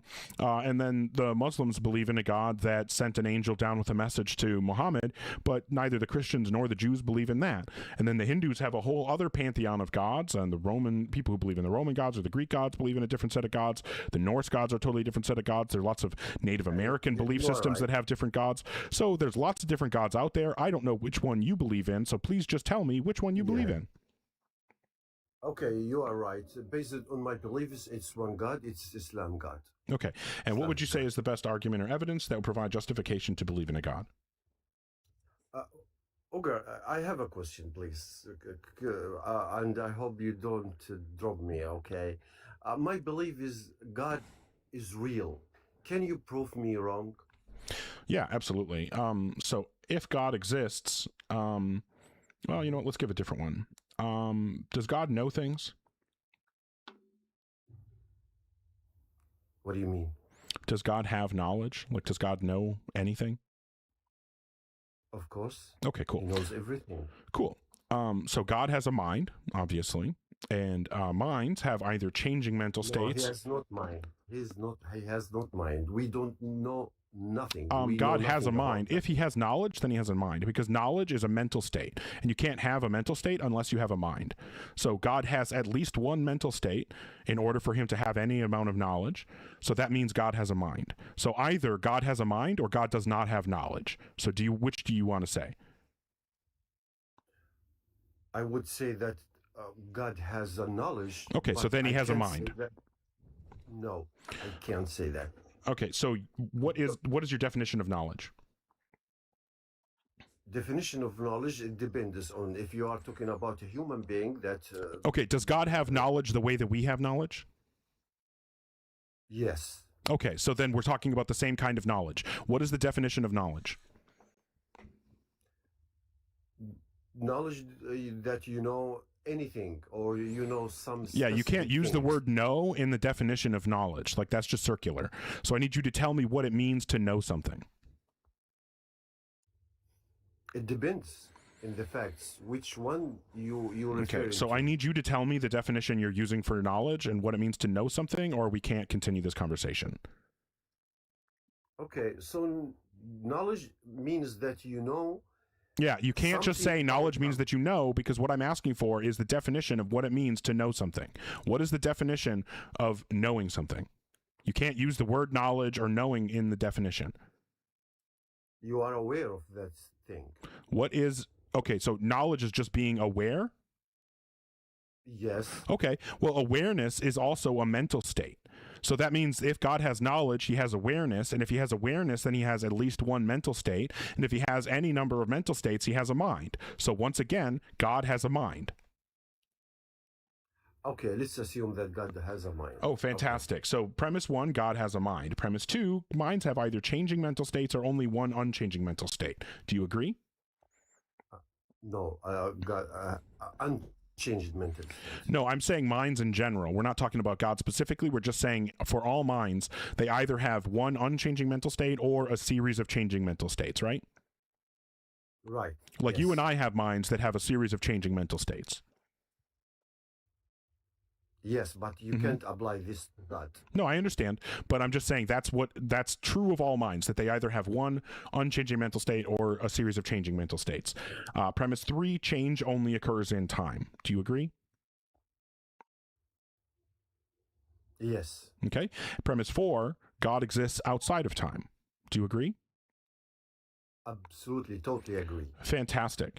So since change only happens in time and God is outside of time, he can't experience change. So that means that he has only one unchanging mental state, right? But he's aware of the change. He's outside of. That doesn't answer. That's not relevant. What I'm saying is that because God has a mind, which means that he has some number of mental states, and the only way he could have multiple mental states is if he could experience change, but he can't experience change because change is in time and he's outside of time. So God's mind only has one unchanging mental state, which is something you said a little bit ago. So I think we're fine to move on from there. Premise 5, acting on your will requires a change of mental states. You have to go from the mental state, I have the will to do X, to a subsequent mental state, I have completed my will to do X. That is a necessary feature of acting on your will. Since God's mental state can't change and acting on your will requires a change of mental states, that means God cannot act on his will. But if God can't act on his will, he can't create the universe. But if God exists, he did create the universe. Therefore, God does not exist. No, I disagree because God. Which part do you controls disagree that. with? That the God has no control on the time. He's out of the time. Yes, I agree. Holy shit. Thanks, But Atheist no Cat. control. What the fuck? Sorry. I just got a massive gift. Thanks, Atheist Cat. That's fucking awesome. Anyway. So I understand, yes, you're saying God's outside of time and you think God's in control. What I'm telling you is that God, because he's outside of time, he does not have the ability to act on his will, but creation is an act of will, so God can't create, which means he's not the creator of the universe. But if he exists, then he is the creator of the universe, so we know that he doesn't exist.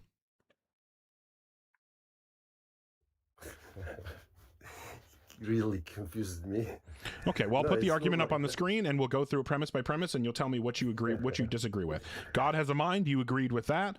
Minds have either changing mental, okay, so I'm going to put a little Y when you've agreed. So minds have either changing mental states or, or only one unchanging mental state. And yep, we agreed there. Change only occurs in time. We agreed there. God exists outside of time. We agreed there. So obviously it's unavoidable that God has only one unchanging mental state. Acting on your will changes one's mental states. Do you agree? Yes. Fantastic. So then obviously God can't act on his will. Do you agree that if God can't act on his will, he can't create the universe? Why he can't act?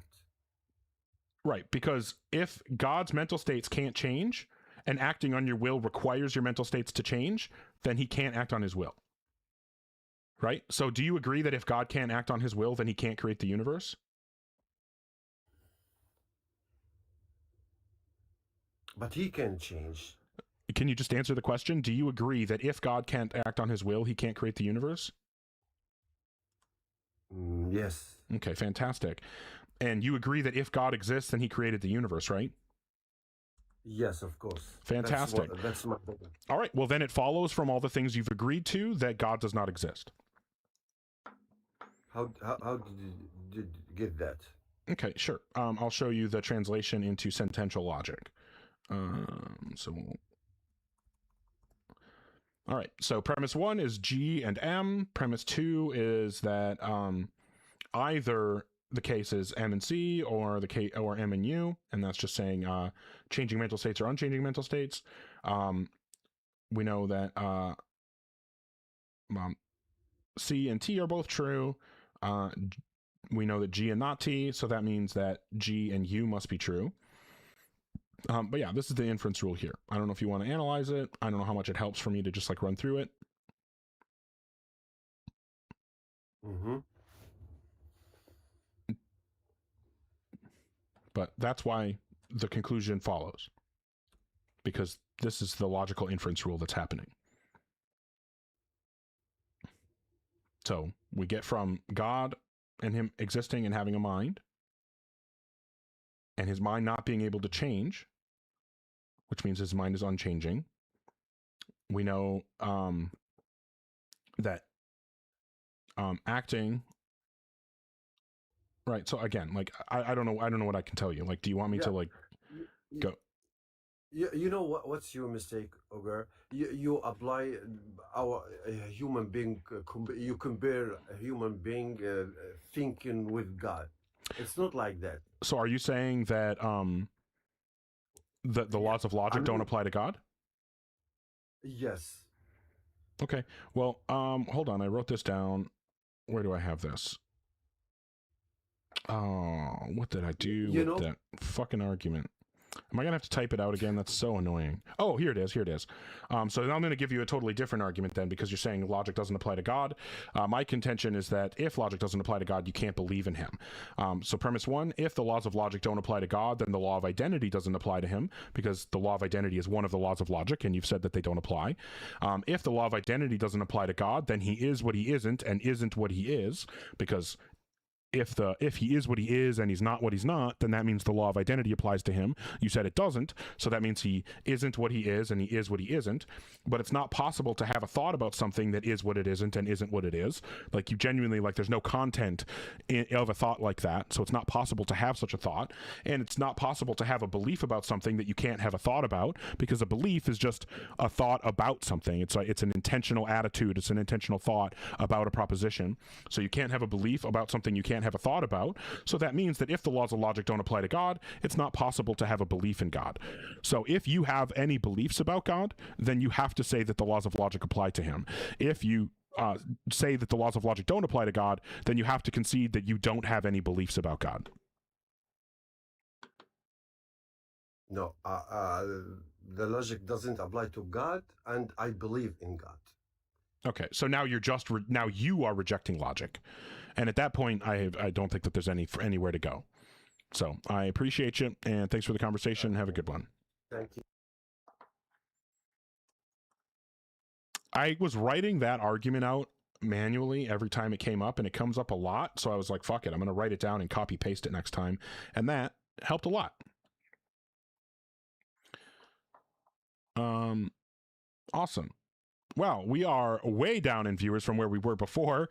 There was 1,300 people in here before. Now we're under 200, so that's a pretty big difference. Have I debated Q-Top recently? No. The last time I debated Q-Top was a very long time ago. Yeah, Lou, it probably was a glitch, but whatever. I'm very happy to have the people who are here, whether it's, 2,000 people or 200 people or 20 people. I don't really care. I appreciate the people who are here for being here.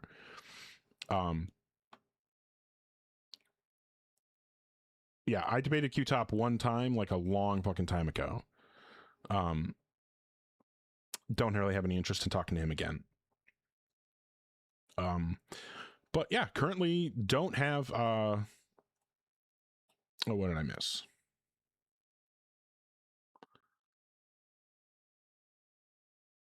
Yes, you guys are VIP. Am I live on multiple platforms? Yes, I am currently live on YouTube as well as here on TikTok.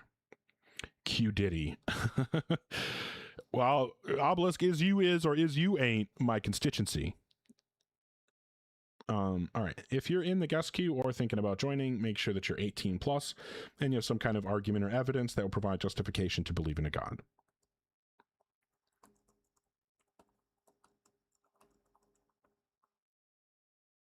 Okay. Q Kelly, that is hilarious. That is hilarious. All right. Q Slop. Yeah, that's a good one too. Hilarious. Q Bottom. Oh, I like that. All right. Well, that person didn't connect. If you're in the guest queue or thinking about joining, make sure that you're an adult and you have some kind of argument or evidence that will provide justification to believe in a God. Q-tip. Hi, Mr. Peeps. How old are you? Hello. Hello. Can you hear me? Yeah. How old are you? I'm 38. Okay. Alex, I did not kick you out. You never connected. Anyway, you said you're 38, and what version of God do you believe in?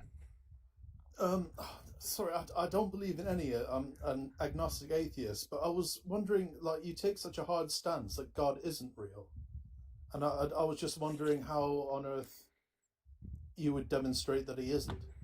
Yeah, I've just provided like a whole bunch of arguments in a row. I mean, I can just I've just joined the stream. I apologize. But if you want to kick me and go to someone else, that's fine. I was just wondering.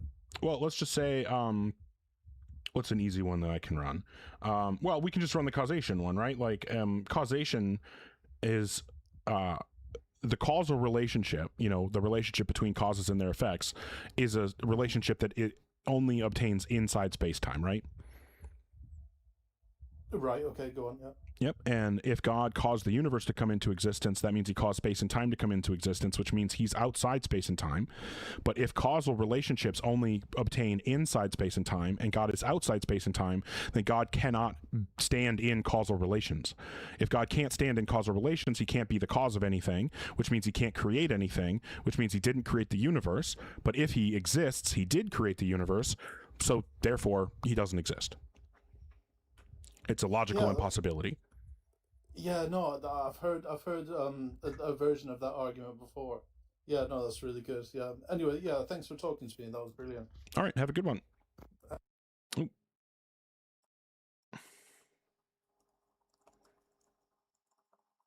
Okay. All right. If you are in the guest queue, oh, I don't have anybody requesting.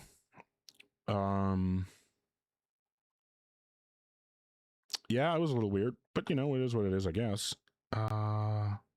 Shit. I forgot. Oh shit. Do we give it a reset?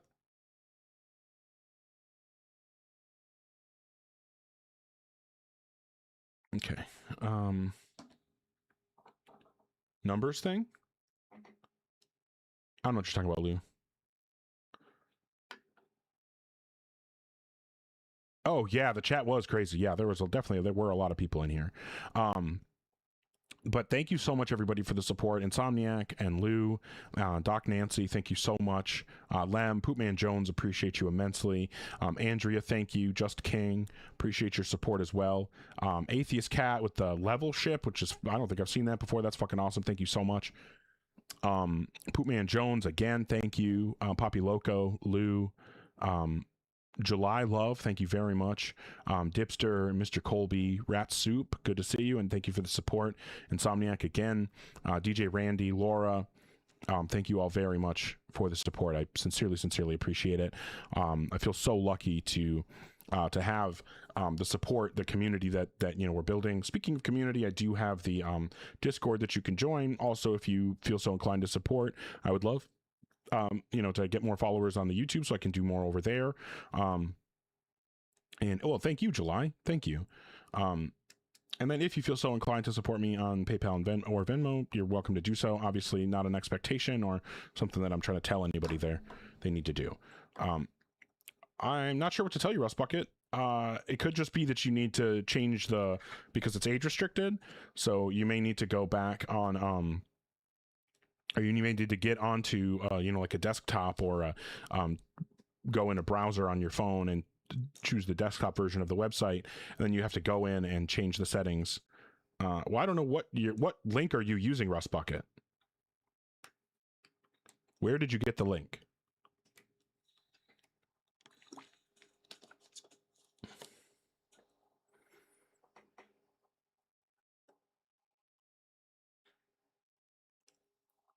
well, what link exactly are you using?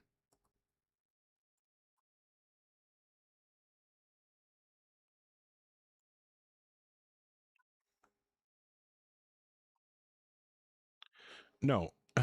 What's the full URL, Rust Bucket? Oh, I don't know. I just don't have a Cash App. Yeah, Lou, that's what I thought it was, but Rust Bucket is saying that it's not that it's saying that it's invalid.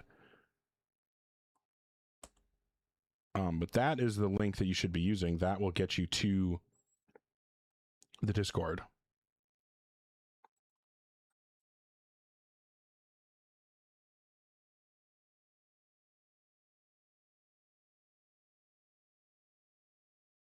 Yeah, I'm not sure how Rust Bucket is trying to open it, but that link would get you to the Discord. Be happy to have you.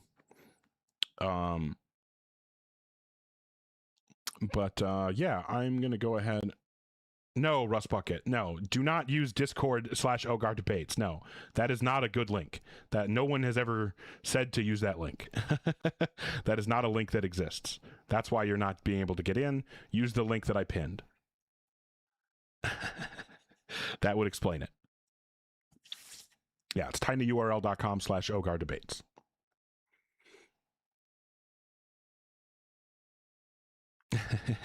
But yeah, I'm going to go ahead and reset the TikTok, and then hopefully we can get back to a couple thousand people in here and get some good debates going. I'll be back momentarily.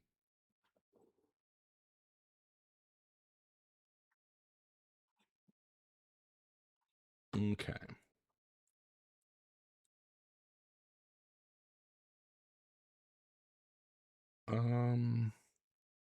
Well, goddamn. Okay.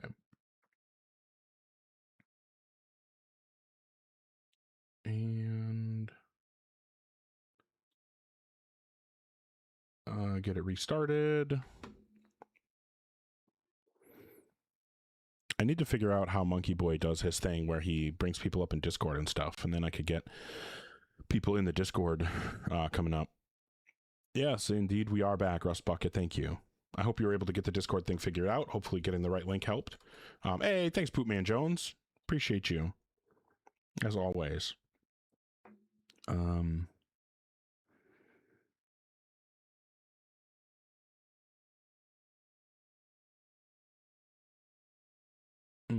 Oh, oops. Okay. Are we back indeed? Trev. I don't know who Trev is, but I do appreciate everybody's support. Hey, Rust Bucket made it into Discord. Welcome. Glad to have you. We're back indeed. We're back indeed. Oh, okay. Yes. Poopman Jones is the bomb. Voice meter banana? What in the world are you talking about, Obelisk?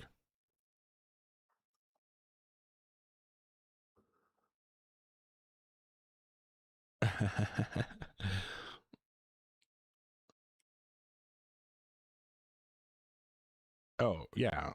It's just an easier link, Rust Bucket, than the actual yes, Guido, I reset the live. Yeah, Rust Bucket, it's a easier link to remember than the actual link. I don't have, like, in order to get a custom Discord invite link, you have to have like a certain amount of like boosts in the server or whatever, and I don't have that.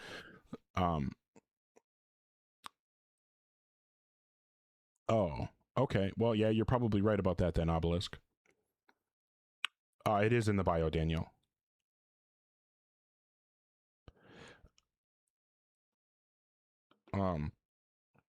But if you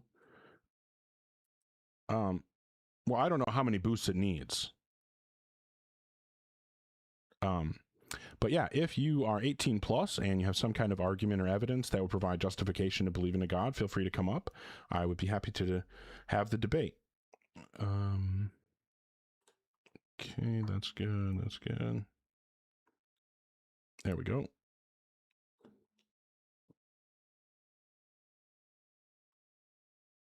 No, I didn't reset in the middle of talking to somebody. Nope.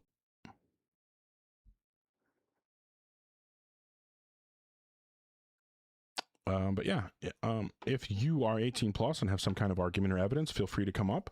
I'd be happy to have the debate. As far as I can tell, there is no reason to believe in a God, but hey, maybe somebody will convince me that I'm wrong, right? The reason that I don't believe in a God is because I can be convinced to change my position. And I would change it again if given justification to do so.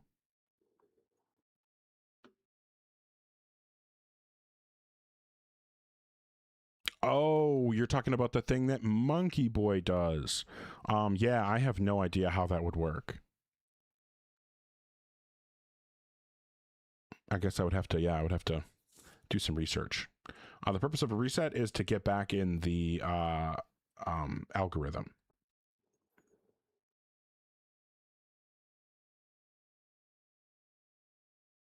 I don't think it's likely that I will ever begin believing in God again, but I can't say that it's impossible, right? It's at the bare minimum, it's epistemically possible that I could be convinced to believe in a God again.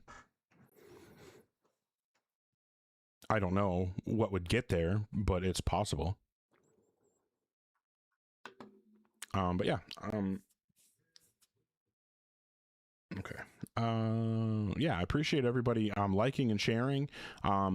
Supposedly, if we can get to 10K pretty quickly, that helps in the algorithm. So if you guys are able to tap the screen, I'd appreciate it immensely. Hi, PJ. Glad to have you here.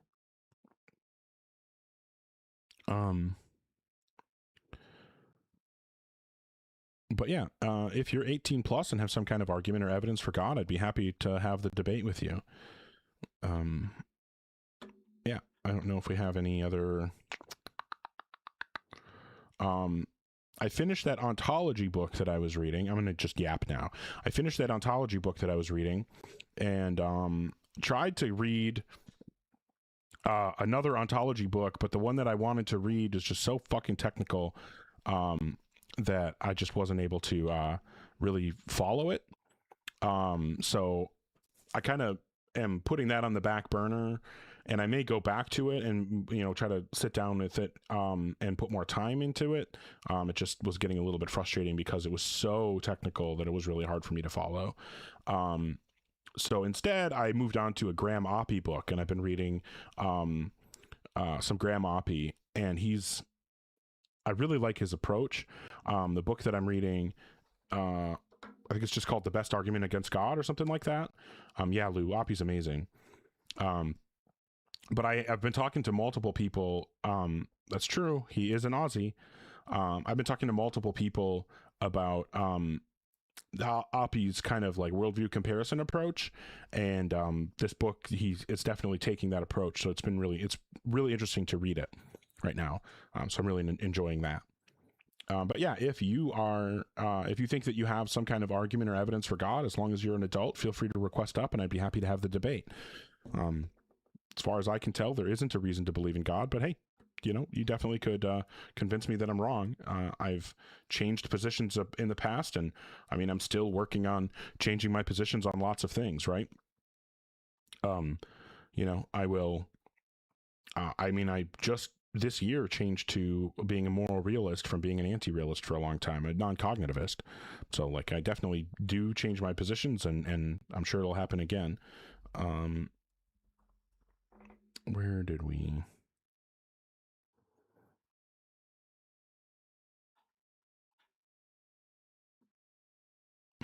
Why does this have to be so dumb? But yeah, if you're in the guest queue or thinking about joining, make sure that you're 18 plus and you have some kind of argument or evidence that will provide justification for your God belief. Hi, Lord. Hi. Hey, can you put the causation argument up on the screen? I just wanted to screenshot it. Yeah, give me a sec. Thank you. What did I do with it? No, that's not it.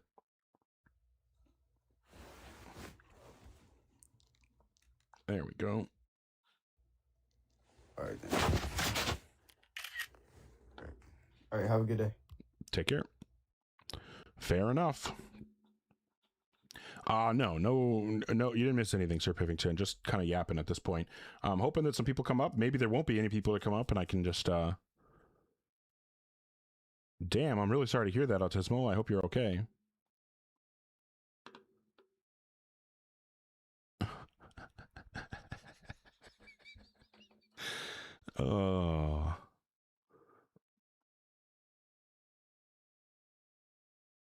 Okay. All right. If you are 18 plus and have some kind of argument or evidence that would provide justification for your God belief, feel free to request. Well, Obelisk, I think you're smarter than me, so I don't know that I would be able to do that. But maybe.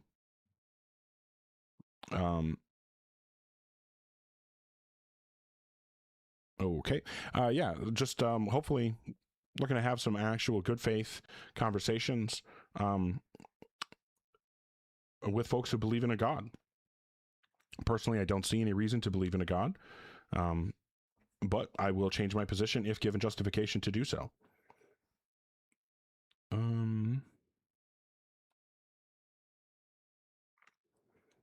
Really glad to see people hopping into the Discord. Welcome to the folks who've joined. Over 6,500. Well, I don't have a degree either, Obelisk, so that doesn't mean much in terms of being smarter than me. But yeah, if you are 18 plus and want to have the debate, feel free to request. Maybe we can have a really good conversation. Maybe you'll convince me to change my position, right?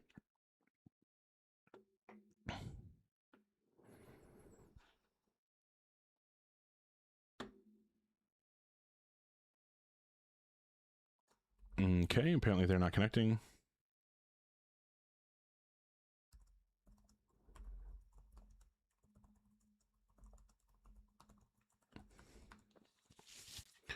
All right. If you're in the guest queue or thinking about joining, make sure that you're 18 plus and have some kind of argument or evidence that would provide justification to believe in a God.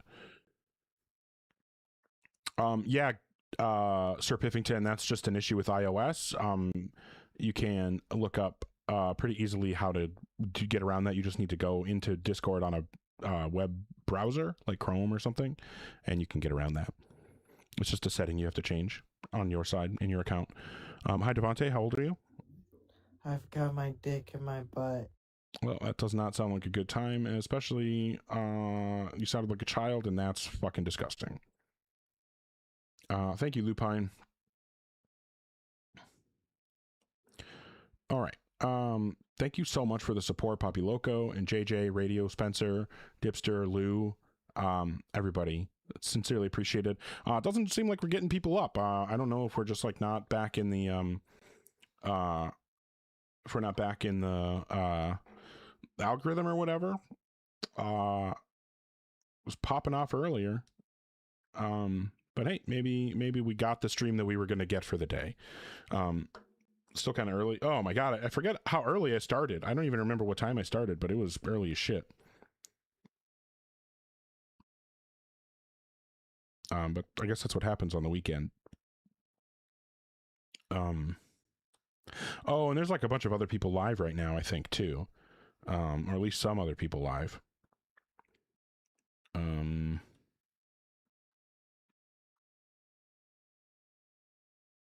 Okay, interesting. Oh, that's not what I wanted. But yeah, I'm just looking for folks who actually want to have the debate. Doesn't seem like we're getting anybody, unfortunately, right now. I would love to chat. Where are we at? Okay. I don't really have anything else to yap about. A tag runner that wasn't insufferable. Yeah, Obelisk, that's fucking crazy. The fact that I had somebody come up and run tag and they were actually reasonable about it, that's insane. How woke is Ogar? I don't know how you judge wokeness. Let's see. The Democrats aren't liberal enough. Let me think. Obviously pro-choice, obviously Black Lives Matter. All Lives Matter is such a stupid response to a real problem, and I fucking hate it. What do we think? Obviously pro-LGBTQ, right? Like trans men are men, trans women are women. That I think is like fucking obvious. ACAB. What else? I don't know.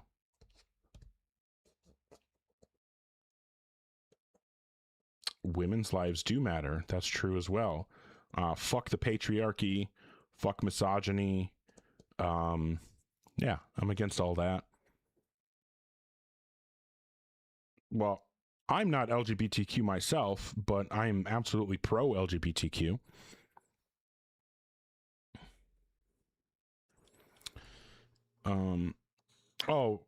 Yeah, Yana. The way that I would probably want to say that is, if you're a man and you have a problem when women say men are a problem, then you're probably part of the reason why women say that, right?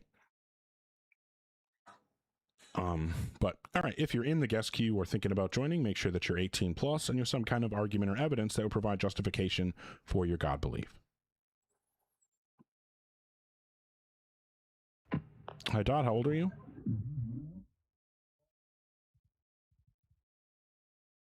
Hello.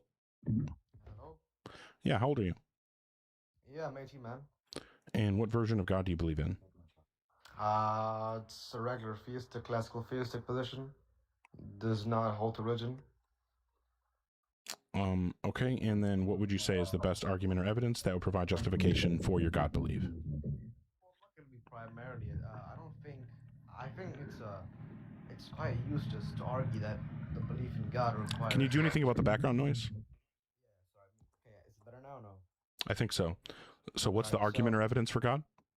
Yeah, I'm saying I don't think there needs to be strict rational justification for belief in God. It's we can do. I think it doesn't require propositional evidence. Well, I care about having doxastic justification for my positions. So, and that requires two things. That requires there being propositional justification and basing the belief on the propositional justification. So my position is that propositional justification is required in order to be, justified in assenting to a position. So what is the propositional justification that God exists? Let me make my point here first. As I said, I don't really care if what you're saying is that you don't have a reason to believe and you can't present an argument or evidence. Fine, I'll just move on then. Okay, sure. All right, fair enough. I don't know why you would come up here to a debate stream to tell me that you don't have a debate. Like you can't present your position. Like you don't have a position to present. I can't provide arguments or evidence. Okay. Like, I don't know why you're here. All right. If you're in the guest queue or thinking about joining, make sure that you're 18 plus and you have some kind of argument or evidence that will provide justification for your God belief.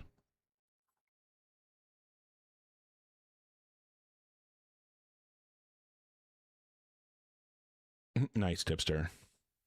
The last invisible dragon indeed. Hi, I love me. How old are you? I'm 19. I don't believe you. I'm sorry. If you're in the guest queue or thinking about joining, make sure that you're 18 plus and you have some kind of argument or evidence that will provide justification for your God belief. Yeah, I'm glad I'm not the only one that thought that, because that did not sound like a 19-year-old to me.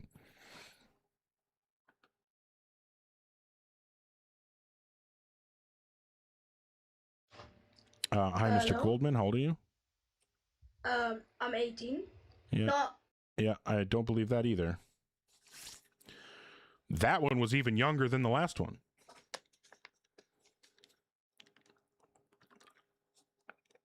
I do not want to talk to children.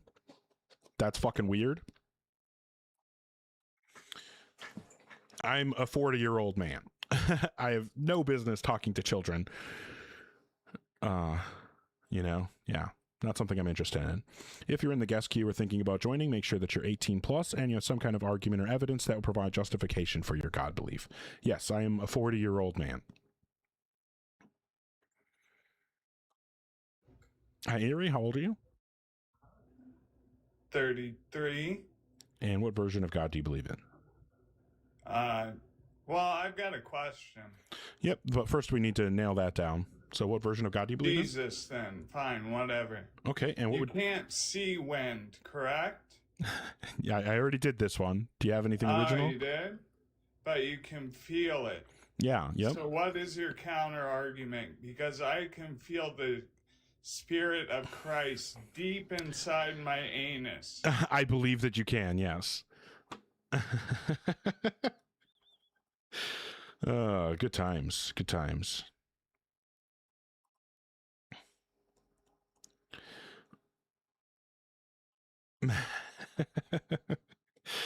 Oh my goodness gracious. Yeah, I would consider myself an anti-theist.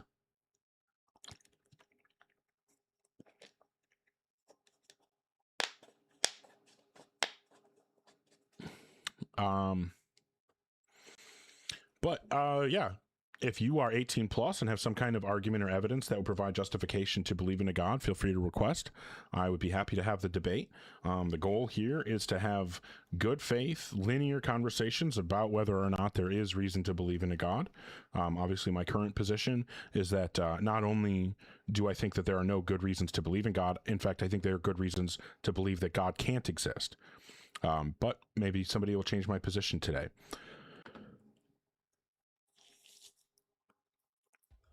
Yep. Hi, Steezy. How old are you? 24. Okay. And what version of God do you believe in? I'm a Christian. Cool. And what would you say is the best argument or evidence that would give us reason to believe in God? Personal experience. Like, it's nothing I can't really, I can't say, oh, on the news, it was a big cross inside the sky. And, like how they do UAPs. Well, my issue with personal experience is that, since there's personal experiences that seem to verify every possible religious belief, I would have no way of knowing which ones to believe and which ones to disbelieve, but I can't believe them all because that would be contradictory. And so if I don't have a way to tell which personal experiences to believe and which ones not, then I can't believe any of them without believing all of them. And if I believe all of them, then I believe contradictions. I don't think contradictions are true. So my only option, until I have a tool to tell which personal experiences to trust and which ones not, or how to interpret them properly, the only reasonable position is to just not believe any of them. Yeah, but how well versed are you with the human anatomy? I'm sorry?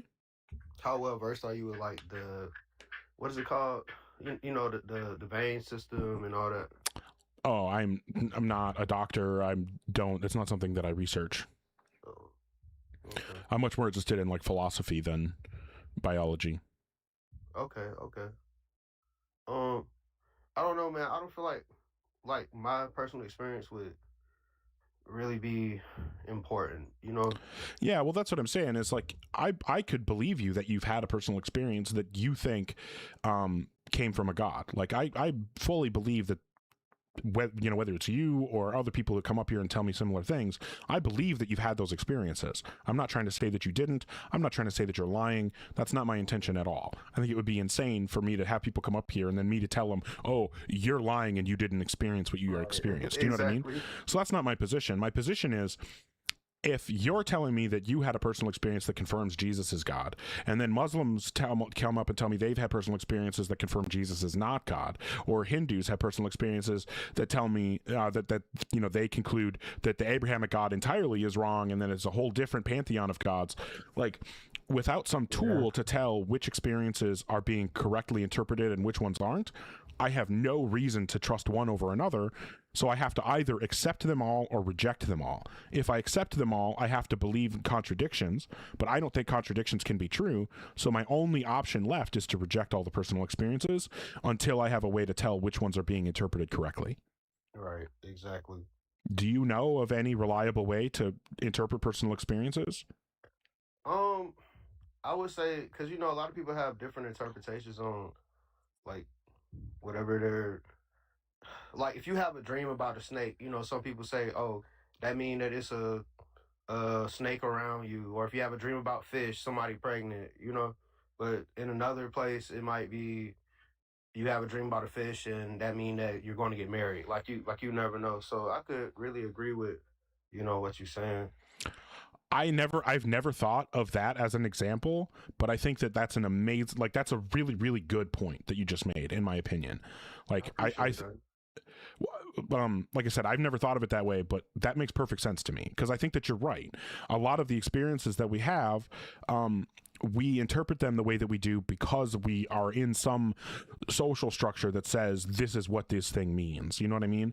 It's like, I don't know, like if you've ever been around when people like do like tarot readings, Yeah. Like it's the same kind of thing. Like you can like those they're so open for interpretation that you can make it mean whatever you want and make it mean. It's a knife in the heart. It could be anything. Yeah. Oh, the death card comes up. Well, hold on. The death doesn't necessarily bad. It's like, okay, well, you can interpret it to be whatever you want it to be. And if you're using a method of interpretation that allows you to justify any interpretation, well then I don't know what I have no reason to believe one over another. Right. Oh God, like psychics. Yes, it's the same. Like psychics. Well, and how many psychics make predictions like that are just like? Have you ever watched those cold readers like John Edwards or whatever, the people that pretend to talk to the dead? Yeah, I've seen some of them. Yeah, and they'll do stuff like, "Oh, I've got 300 people here, and I'm getting does the letter M mean anything to anyone?" Yeah, of course, someone there is gonna have something that Right. connects to the letter M. You know what I It's mean? literally a magic trick on probability, like somebody pulling your card. So, you know what I mean? Steezy, I don't talk about this a ton, but I'm actually a magician. Like that's something that I do as a hobby, and Word. I can tell you that all that like talking to the dead stuff, I haven't researched the mentalism stuff as much as like card magic, but I know enough to know that it's exactly what you just said. It's just magic Right. tricks. Probability. That's it. It's a probability trick. Yes. And you know the best tricks that I believe are sleight of hand. Yeah, that's what I do, right? That's what all my card tricks are sleight of hand. I can do tricks that seem absolutely impossible, and I've had people like lose their fucking minds when I do magic tricks for them, but I know exactly what's happening. There's nothing magical happening. They just aren't seeing Right. something. Exactly. But all I did was flip a card on the bottom. Right. Flip the deck.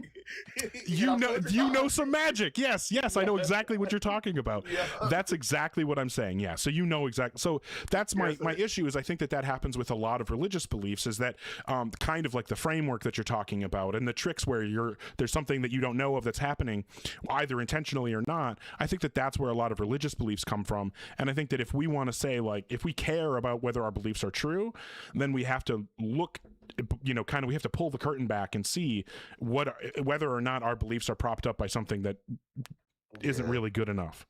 Right. But hey man, you should be a teacher, man. well, you would be a great professor, like. Well, I don't know anything about that, but I do want to say I appreciate you. I love when people are willing to come up here and just have an honest conversation, even if we don't end up agreeing with each other. I feel like these are the kinds of conversations that I want to have. I think I'm going to move to the next person, but I appreciate you. And I say this, I mean this genuinely. I love you. You seem like an amazing person, and I wish nothing but the best for you. I hope you take care of yourself, all right? You too, man. Appreciate you. Awesome. Man, we've gotten some phenomenal guests today. I'm just putting super good faith there in the we had Steezy was fantastic. We had Jaden gave tag and was fantastic. We had John had an amazing conversation about cause and effect and stuff. Like, I don't know, today has been, I'm so grateful for the conversations that we've gotten to have today, because it's not like that all the time. And it's because of people like Steezy that we're able to actually have good conversations sometimes. Thank you so much to everybody supporting. Thank you, Doc Nancy and Alan Gibson and Poppy Loco. Thank you so much, WB, and JJ, Radio Spencer, Dipster, Lou, Atheist Cat. Thank you all sincerely for the support. Well, we the Ogar love the people, Lou. So thank you. Well, Poopman Jones, like, I'm going to be honest, like, when I started streaming, I figured if I ever got to the point where I had, 20 people watching at the same time, I was winning. You know what I mean? Like, I didn't think that would happen for at least a year of trying to do this. And here I am, less than 6 months in, and I've gotten up to over almost 6,600 followers now. I have people who are here consistently that I really appreciate, people supporting. Like, it's just, I don't know, blows me away. And I don't ever want to take that for granted. You know what I mean? Like, it means so much to me.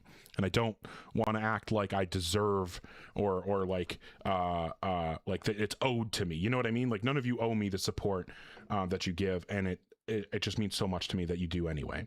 But anyway, if you're in the guest queue or thinking about joining, please make sure that you're an adult and you have some kind of argument or evidence for God. Hey, I love you too, Kitty Light. Abdi, how grateful am I for my life? What was between 1 to 10? I don't know. That's an insanely difficult question to answer. I have no idea how I would give you that question, answer to that question. But okay, we'll bring up Charlotte and see if we can have a good combo. Charlotte, how old are you? I'm 18. And what version of God do you believe in? Me personally, I'm a Christian. However, a lot of the reasons I believe in any sort of rational God can be argued for multiple different religions and Sure. gods. And what would you say is the best argument or evidence that would give us a reason to believe in a God? I have absolutely no doubt at all that you've heard this one very often. But the main one that I would say is mainly just down to the fine tuning of everything in the world and the universe, and the fact that we're, you know, conscious beings, and we're innately have some sort of moral compass. Well, that's a lot of different things. We can only talk about one at a time. So what would you like to focus on? Oh, bye, Lou. Sorry. Well, I suppose fine tuning is kind of like the umbrella term behind it all, anyways. Okay. Well, so I don't want to misrepresent you, but typically the way the fine tuning argument is presented is something like, it was really unlikely, if there is no God, for the physical constants to be the way they are. So since they are the way they are, there's probably a God that made them that way. Is it something like that? I don't know if you know you muted yourself.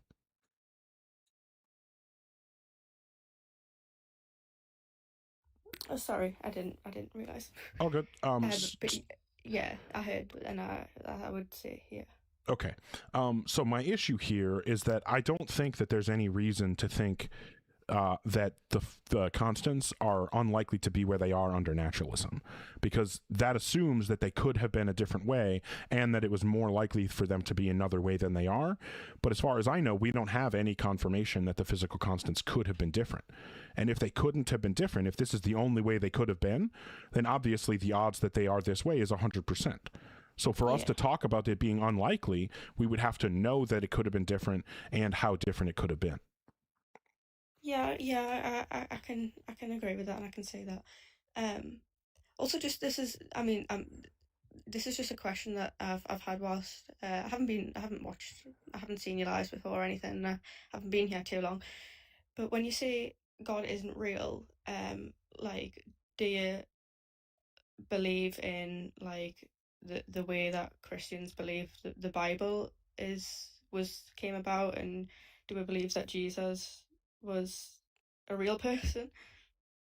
I am agnostic to whether or not Jesus was a real person. Maybe the stories are based on a real person and they just got mythologized, or maybe they were made up entirely. I don't know. Yep, just because my personal favorite way is my personal favorite argument when people I'm talking to when people don't believe in God is obviously in the Bible there's no modern scientific mechanisms mentioned at all, but before it was general consensus in society for the things that were believed to be true now in science, they were mentioned in the Bible, like the Earth being a sphere, the Earth being... No, that's not true. The Bible says that the Earth is flat. It's a flat disc with a dome over the top, and they thought that the dome was made out of either reflective metal or like some kind of like crystal or glass or something. So that's what the Bible says. The Bible does not ever say that the Earth is round. It says that there's a circle, but that's because they thought it was a flat disc. It never says it's a ball. Well, it also mentions that it's not hung from anything in the universe, and it describes the water cycle. Yeah, everybody knew the water cycle for thousands and thousands of years. That's not surprising. But the problem with saying like, oh, there are these things that the Bible got right. The Bible gets such huge things wrong that I think it completely destroys any credibility you could possibly have. Like, for example, the Bible doesn't even get it right, like can't even keep it straight when Jesus was born. Like, there are two different gospels that say that he was born a decade apart. Do you think that one person can be born a decade apart? I mean, I obviously don't believe that to be true. Yeah. And so if Jesus lived, he probably was only born once, right? Most likely, yeah. Yeah. Well, the story assumes that he was one person. It's not like God came down as Jesus multiple different times, right? Yeah, and Okay, so in Matthew, it says that Jesus was born before Herod the Great died, and that was why they had to leave, then go to Egypt, was because Herod the Great was in control. Well, Herod the Great died in 4 BCE, so 4 before 0, right? Yeah. So that means that if Jesus was born during Herod the Great's reign, he was born in or before 4 BCE. The problem is that in Luke, it says that Jesus was born during the census of Quirinius, but that happened in 6 CE. So in Matthew, it says that he was born before, like 4 years before 0. And then in Luke, it says he was born 6 years after. So there's a 10-year difference between the two gospels, and nothing anywhere ever explains why that discrepancy is there. It's just there because it's a made-up story, and the people writing it didn't realize that it was there until it was already canonized, and then nobody wanted to change it. So, like, it's yeah, just... because I was literally just about to say, like, because obviously a lot of people that don't believe in a God believe that obviously the Bible is, written to believe. And I was just literally about to say, so why do I think that it says that? But you explained that anyways. Yeah, it's because it's all made up. It's just stories. Like, it's not surprising. Yeah. It's not surprising that like there are Spider-Man comics that give inconsistent information about Spider-Man. Like, for example, if you read a Batman comic today, he's like, I don't know, in his 30s. But if you go back and read a Batman comic from almost 100 years ago, 75, 80 years ago, well, he was in his 30s. It's obviously not possible for a real person to have been in their 30s back in the 1930s and be in their 30s here in the 2020s. But it's possible for Batman because he's a fictional character, and it's not really that confusing why that discrepancy exists. And I would say the same about Jesus. It's not a problem that Jesus was born a decade apart, like he was born 2 different times a decade apart, because it's a fictional story. It doesn't bother me that fictional stories or fictional characters have contradictory properties because they're not real. Do we not even still in modern day, though, debate when other historical figures were born? And I don't. Right. Yes. I mean, I can't think of any examples. I'm sure that there are lots of them, right? Like, I'm sure that we've never. I would be very surprised if we've ever nailed down like the day Aristotle was born. I've never researched it, but I would be surprised if we knew the day Alexander the Great was born. We may not have that information, but what we wouldn't do is if we had like a collection of stories about Alexander the Great, and in the stories it claimed 2 different birth dates that were a decade apart, we wouldn't then take that story or that book and say that this is the perfect word of a perfect God who communicated his message perfectly. Like, we would obviously say, yeah, this is just stuff that was written down by people who didn't really know what they were talking about, and we shouldn't only believe what we can justify and throw out the rest. And that's what I would say about the Bible. There's some historical stuff in there, and that's fine, but all the mythological stuff, all the miracles, all the supernatural stuff is just obviously not true. Do you mind if I ask what it is that you do believe? Like, depends on what you mean. So you don't believe in a God? Do you believe that there is anything at all that's started the universe at all? Or no, I don't think the universe had a start. Yeah. Okay.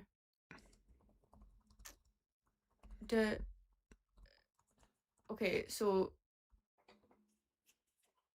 is it not? I mean,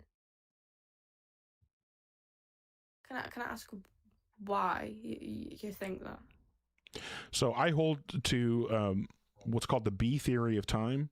So in my opinion, time doesn't actually pass. We experience what seems to be the passage of time because of the way we interact with space and time.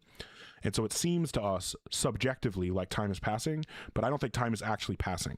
I think that all moments, the whole universe in 4 dimensions is all one big block that is all real.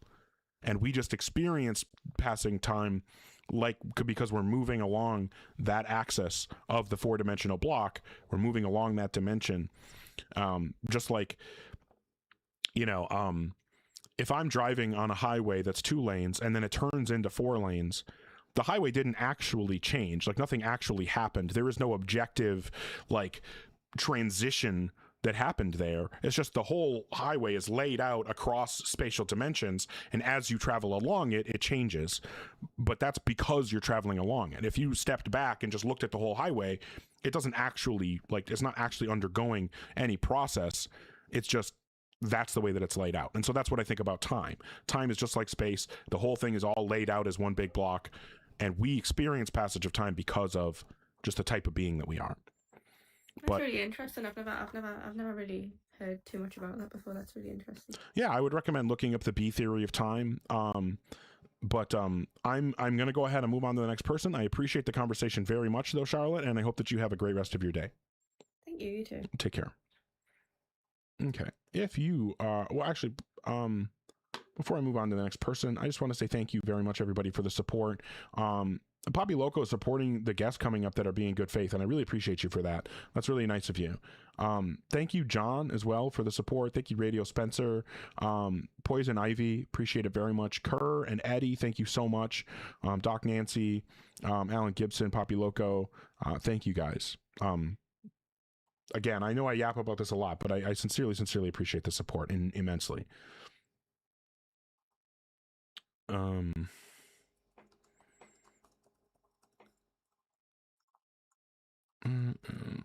Okay. Oh, Obelisk, that's a good point. The video analogy is really good for understanding B theory. Okay. So yeah, if you're in the guest queue or thinking about joining, make sure that you're an adult and that you have some kind of argument or evidence that will provide justification for your God belief.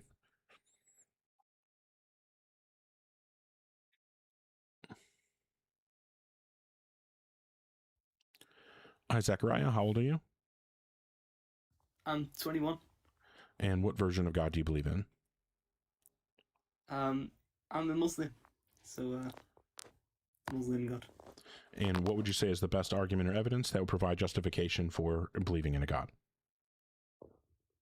I'd say you've probably heard of it 100 times, but I'd say about the infinite regression and the cause and effect. What about it?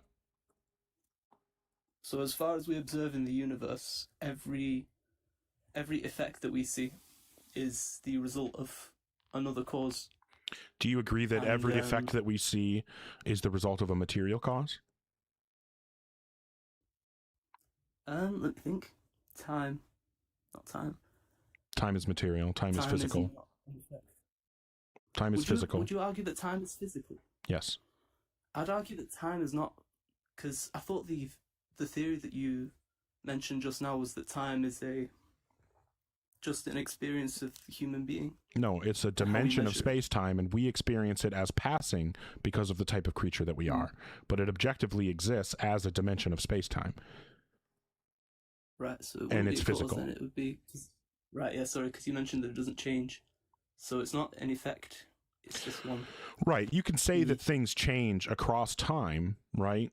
But in the same way that like a highway changes from 2 lanes to 4 lanes, or like if you're watching a movie, the scenes change, but that doesn't impact the fact that the whole movie reel exists all at once. The whole movie reel is actual, even though you're only watching one scene at a time. Right. So would time, in your opinion, have a beginning and an end? I don't know whether there's a first or last moment to time. I have no idea. I think it's possible. I think both are possible. Do you believe that space has an end? I have no idea. I would say the same thing. I can't.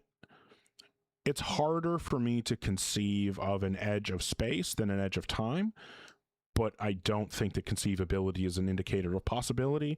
So my position would just be agnostic to both, whether there are spatial boundaries or temporal boundaries. I don't know. So about causes and effects, your question was, is every effect the result of a physical cause? Yeah. I'm trying to think of I think so. unless you can think of any objections to it. No, it seems to me that all causes and effects are physical. And if all causes and effects are physical, then that means that all causes and effects are inside the universe. And if all causes and effects are inside the universe, then there can't be a cause external to the universe to have brought the universe about. So the universe can't be an effect. So there's an original physical cause, would you say? Only because of infinite regress being a fallacy?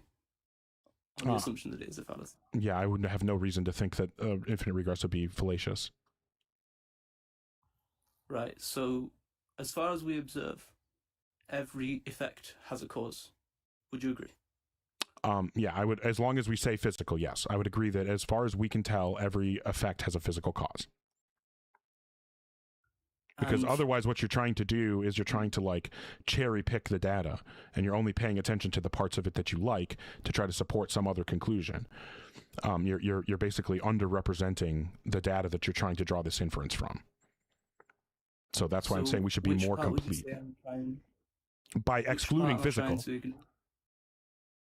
You don't want to include physical because you know that what you're going to try to appeal to is a non-physical cause, and so you can't include physical in your inference or it would ruin your argument. But I'm saying that I don't see any reason not to include physical, because the exact data that you're trying to appeal to make the inference that you're making, the inductive inference that you're appealing to, that exact data also has exactly the same support for the conclusion I'm saying, which is that effects have physical causes. So would you agree that can it go infinitely backwards in physical causes? I have no idea why it couldn't. Right. As far as I can tell, that seems like a possibility.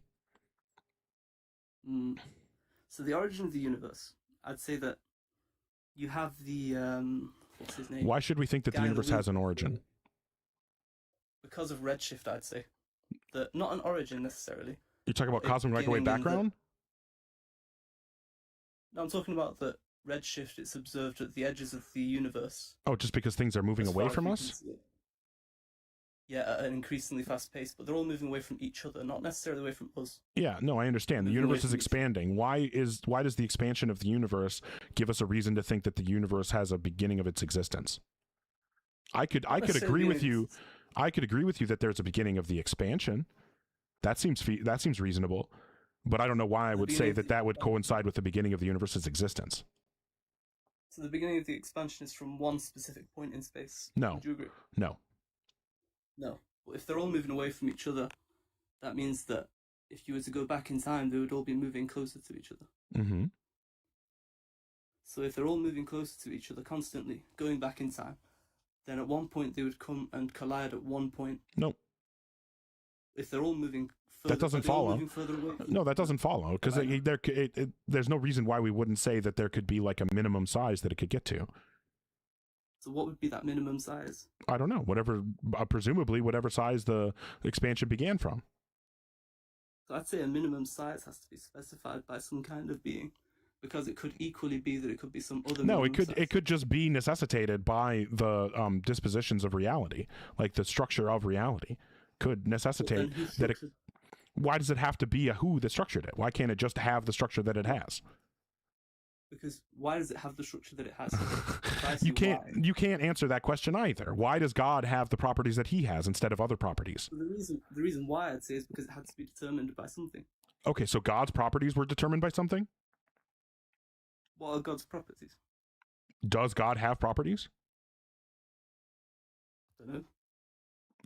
Yes, but it does. God obviously has properties, right? The thing is, you go does God have properties, yes or no? What do you mean by properties? Attributes. Like, does he have the property of knowing things? Does he have the property of being the creator of the universe? Does he have the property of some level of goodness or power or any of those things? Yeah. Okay, cool. So God has properties. Why does he have those properties instead of some other properties? Fair enough. there are certain properties that one would need to be the creator. So what you're So this is saying, so what you're saying is you were just assuming that God has to have the properties that you take him to have without any justification. Well, we know that the universe has some properties. We're not just assuming it. We know it has some properties. And so it seems feasible if we don't have to have an explanation for why God exists instead of not existing, and we don't have to have an explanation for why God has the property set he has instead of some other property set, then it seems completely hypocritical of you to demand that we need that kind of explanation for the properties the universe has.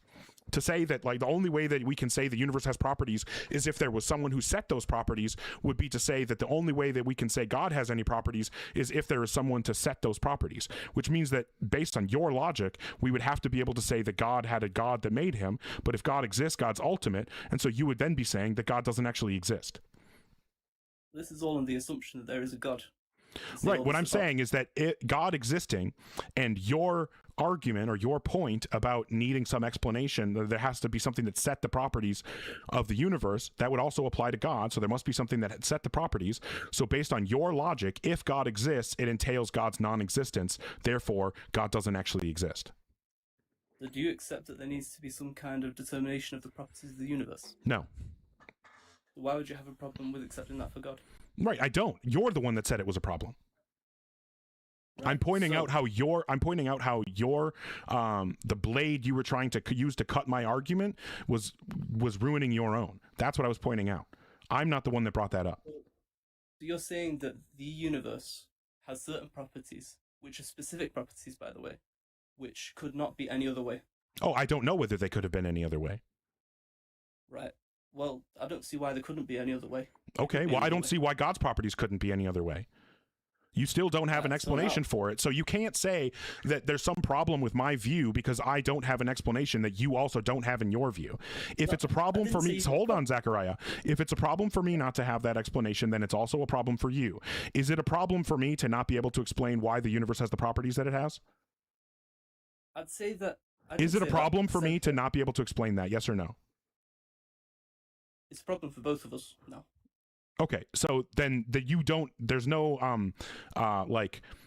theoretical virtue to your view that comes out of me not being able to explain this, right? Not yet. Okay, so there is no point to talk about this because this cannot possibly provide a reason to believe in my position or your position over the other. This cannot possibly give anyone any reason to think that either of our worldviews is more likely to be true. So what I'm interested in is discussing what would give us reason to think that one is more likely to be true than the other. So I'd say that about the universe anyway. The universe has specific properties. There's only a set amount of energy in the universe. You can't do this, Zachariah. We just went through this. One more time. No, we're not going through it again. I'm not going in circles with you. I'm not going in circles with you. I am not going in circles with you. Do you have anything additional that you want to discuss, or do you just want to go in circles? No, there's additional. There's more. Okay, then stop with the circular shit that we just went over 1,000 times and move on. So, specific amount of energy in the universe. It definitely could be another way. How do you know that? It could. Right. I know that it could be another way. Because what is the difference between 1 joule in the universe and 2 joules in the universe? How do you know that it could have been different? How do I know that it could have been different? Yep. Because it's equal. What's the difference between 1 joule and 2 joules? How do you know that it could have been different? You don't need to ask a question. You need to provide the demonstration that it could have been different. Yeah. Because in terms of possibility, they're both the same. It's possible that I go to the shop in the morning. It's possible that I stay asleep in the morning. That's not an argument that the amount of energy in the universe could have been different. So what is the argument that the amount of energy in the universe could have been different? It's possible that there are 2 separate things which happen. That's your claim. That's what you're supposed to be supporting, not just restating. But only one of them could happen. That's okay. Support the claim, Zachariah. So the logical proof. No, you haven't given one. So give the logical proof. So give the logical proof that it could have been different. The logical proof is that 2 joules is not more impossible than 1 joule. That doesn't have anything to do with what we're talking about. We're not talking about whether 2 joules is more impossible than 1 joule. We're talking about whether or not the amount of energy in the universe could have been different. Again, it's becoming more and more clear to me, Zachariah, that if I don't hold your feet to the fire, we're just going to go around in circles forever.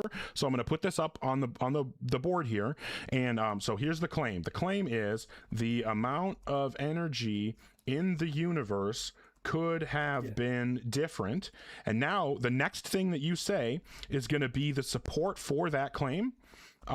Or if you say anything other than just supporting that claim, like if you repeat the claim or you try to pivot to something else, then we all know that that means that you can't actually support the claim and you just don't have the balls to admit it. So what is the support for that claim? The support for the claim is that the different amounts of energy are equally possible, logically. Okay. Thank you for the concession. Yeah. I was done going in circles with him. Oh, my goodness. Well, you see, it could have been different because it could have been different. Don't you guys understand? It could have been different because it could have been different. Laura, I'm sure you've been fine. Yes, Zechariah, I told you that giving anything other than the explanation or the support for your position would be considered a concession, and you did not support your claim. That's a concession.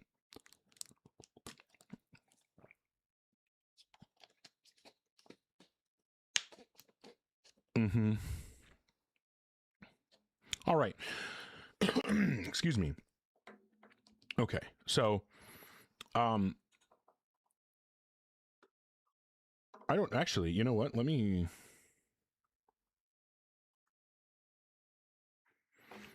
sorry, I'm distracted. Where are we at?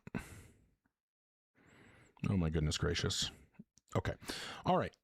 So I think whoa, oh, I know what I want to do. Thank you so much for the support, everybody. Thank you, Mr. Christ, Poppy Loco, Miss RN, Hospice Doula, thank you so much. Love the Panther Paw, thank you for that. That's one of my favorites.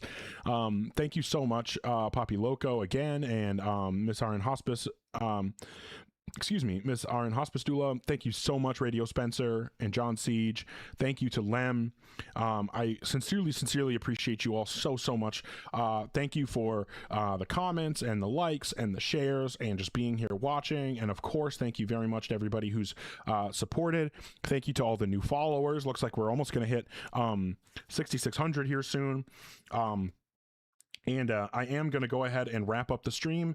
And as I say at the end of all of my streams, that tomorrow is not guaranteed. So I want to remind you to take all the opportunities you have to let your family and friends know how important they are to you, because you don't know how